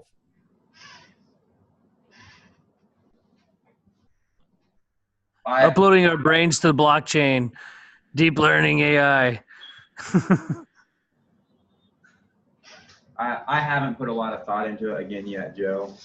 No, I know. I'm not talking to you, John, about that. I mean, we got 99 other partners here to brainstorm that. We need you to think about software building and engineering. Awesome, because that's pretty much all I think about. Because you're not a marketer. That's right. You know me so well, Joe. You know me. What? That is not true. I wonder how long that's going to go on for, that John Vaughn's not a marketer. You heard him earlier, all these strategies he's put together. Like, I want to know how long everybody's going to believe that. Like, you are an amazing software developer, but, like it or love it, you're a marketer, too. You're a good marketer. Hey, you marketed your products well. John, you know what I want to see on the walls behind you is all your engineering degrees and all your engineering certificates, because you're not a marketer. That's what I want to see. I don't think you have any marketing certificates or degrees. So that can last forever, right? For sure. I don't have any certificates or degrees in Hi, Nikita. marketing. How you doing? I'm doing good. How are you? Good. She just woke up. Glad you dropped in real quick. Glad to see you. And Kim's plugin doesn't shorten links, but what it does is it just saves. It's a plugin that allows you. It's an extension that allows you to save your short links and then just be able to access them easy in the browser. Okay, so you just have access, so you don't have to go look them up from your platform. They're just saved in the extension, and then you can just grab them from there real easily. Is what it doesn't actually shorten the link. It just is like a little storage space, so that you don't have to log into Link Wizard and grab the link. It's just always in the browser in that extension for you. Yeah, she's got a few pretty cool Chrome extensions. I keep pushing her Group Convert. I've sold a couple of them, and I keep pushing that in between. What my plan is I keep just talking about and showing everybody, because I got Link Wizard down pretty good. Not 100% to every little nut and bolt, but the basics.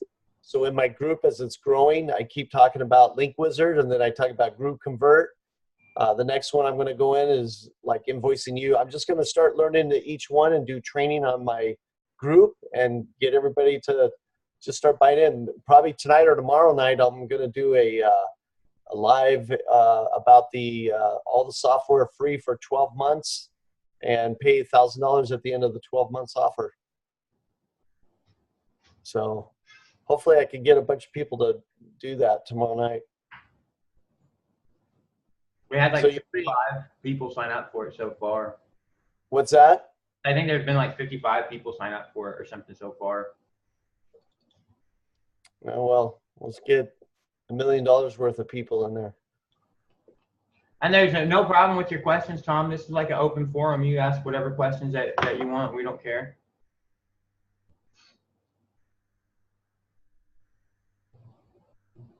Yeah, no shit. No question's not a stupid question, because you know what? It's worse when there's nobody asking anything. Oh, what should I get for dinner, guys? I'm about to go get dinner. Taco Bell, bro. Get some Taco Bell. Dude, actually, you know what's crazy? That's one of the things that's on there. The kids love Taco Bell. What's up, Kevin? Did you just wake up, Kevin?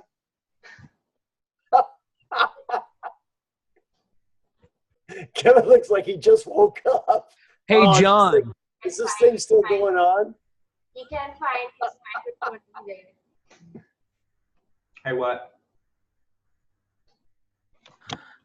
Oh, I was actually just gonna fire it over in the message. Okay.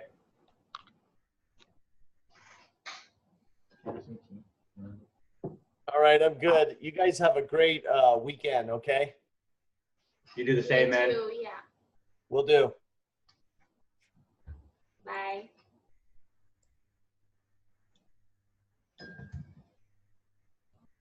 Anything else you guys want to talk about while we're here? You know, John, I just have. Remember, we were going to jump on before this meeting. I have a client. Normally, I would just ask you if we could just do it right here, so it could be a learning experience for everybody. But just because of who the client is, I don't want to do that on this call. But I wanted to know if you have a second to take a peek at something with me real fast after this call or whenever. I'm already late for the partnership presentation. I was supposed to sign up like 10 new partners today at 7 o'clock. No worries. If you want to tell me what they're trying to do, then I could probably walk through in my account and show you how to do it. Yeah, you know, and see, so what happened, good point. So what happened, dude, is I'm in text and bulk, and I was trying to create an automation, and I got the automation right. I got the campaign going. For some reason, I got the number set up. For some reason, like when I go to set the trigger, like I wanted the trigger to be like I'm in or I want in. There we go. That's what it was. But it doesn't set off that message that I have there. And I looked in the for some reason I looked in the trainings and I watched the videos on it, and I've done everything the videos show. For some reason, it's not working. So that's why I wanted you to take a peek at it, because I'm sure there's something. I'm sure it's like just one little tweak, and it probably take 2 seconds. You're saying you're having problems with the autoresponder working? Yeah, for an SMS, right? Yeah. Okay. So that way, if we were to send somebody say like, "Hey, text this number, I want in," we want to just send this one like autorespond, just one blanket message. It doesn't have to have any real sequences after that. It just needs to deliver the info. So yeah, and I have everything. Go into your autoresponder. Create your autoresponder.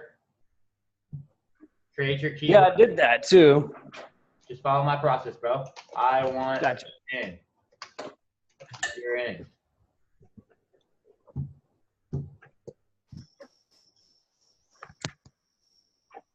Now go to your number management. Go to the number that you want to enable this for. Change your configuration. Pick your autoresponder.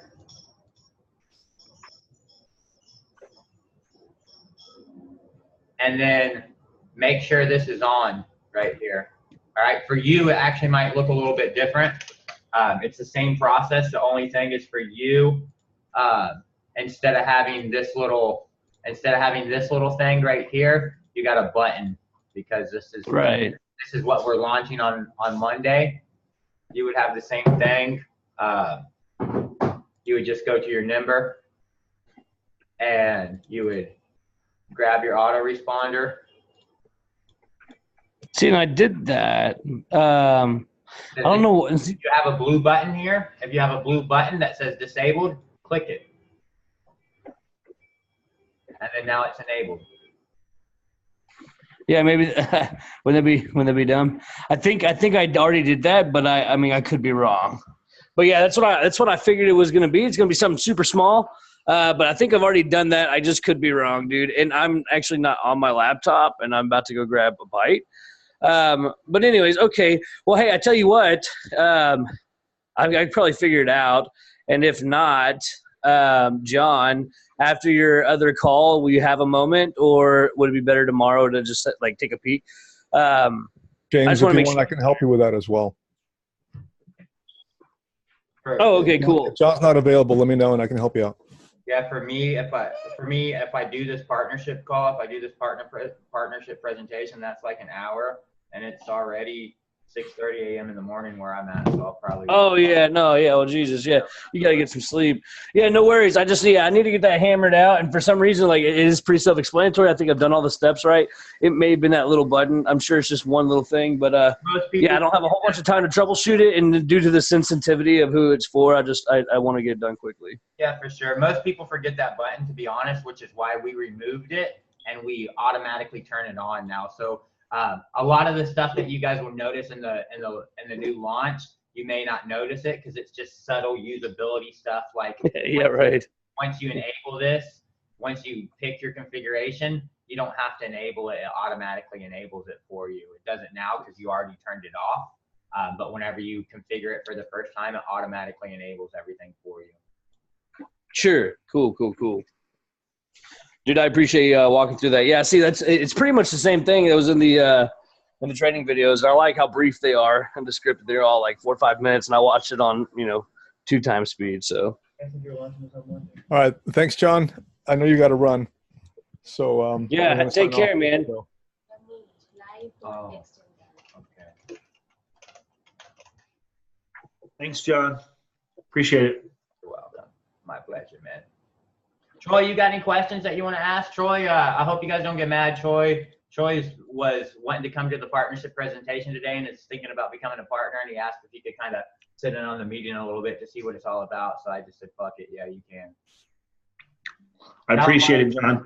Tell him why you signed up, guys. No, I appreciate it.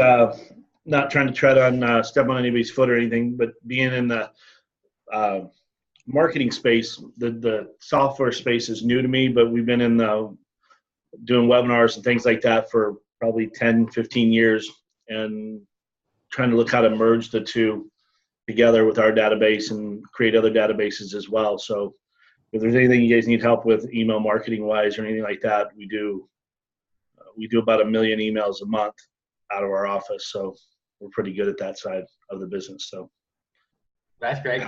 Anyway, yeah.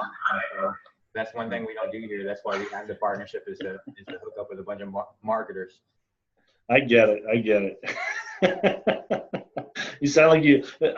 I see you as like being like the New York street hustler, John, with the coconut shells. You keep moving the ball around. So I get it. I love it. It's all good.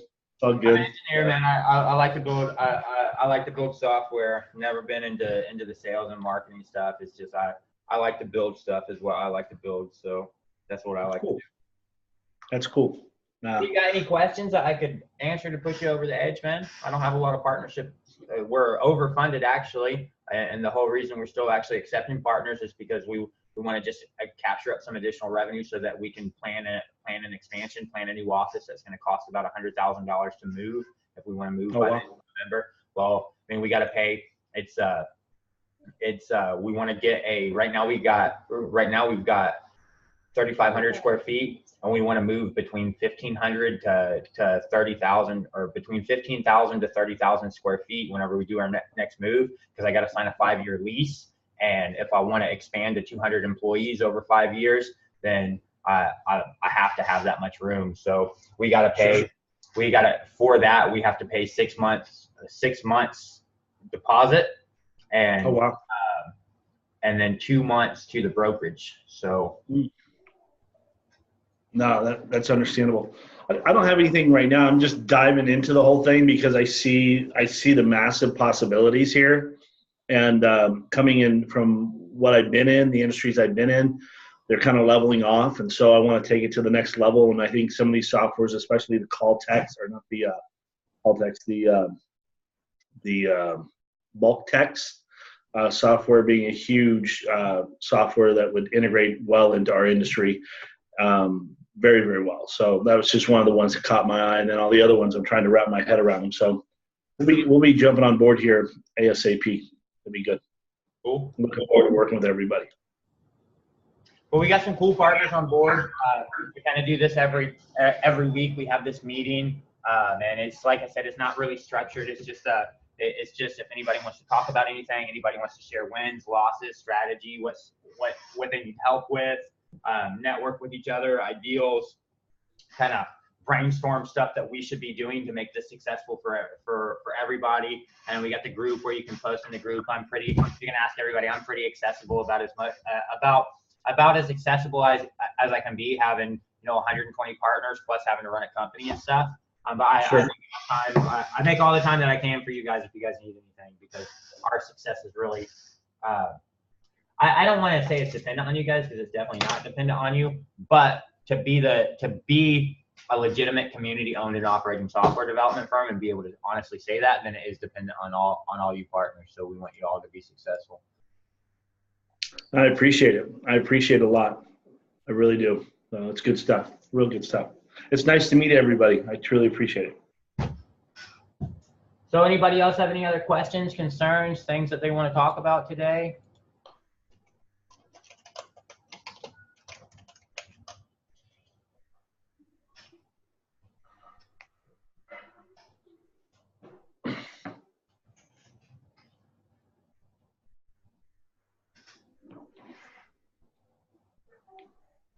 Is that a no? I think that's a no for most people. I think we're good, John. I think that's a no. You're late for your meeting, man. Yeah. Thank you so much, John. Appreciate it. My pleasure, guys. If you need anything, just post something in the group. Send me a message or something. I'll post this replay up in the group a little bit later, guys. Sounds great. Have a wonderful weekend, buddy. Take care. Bye, John. Thank you.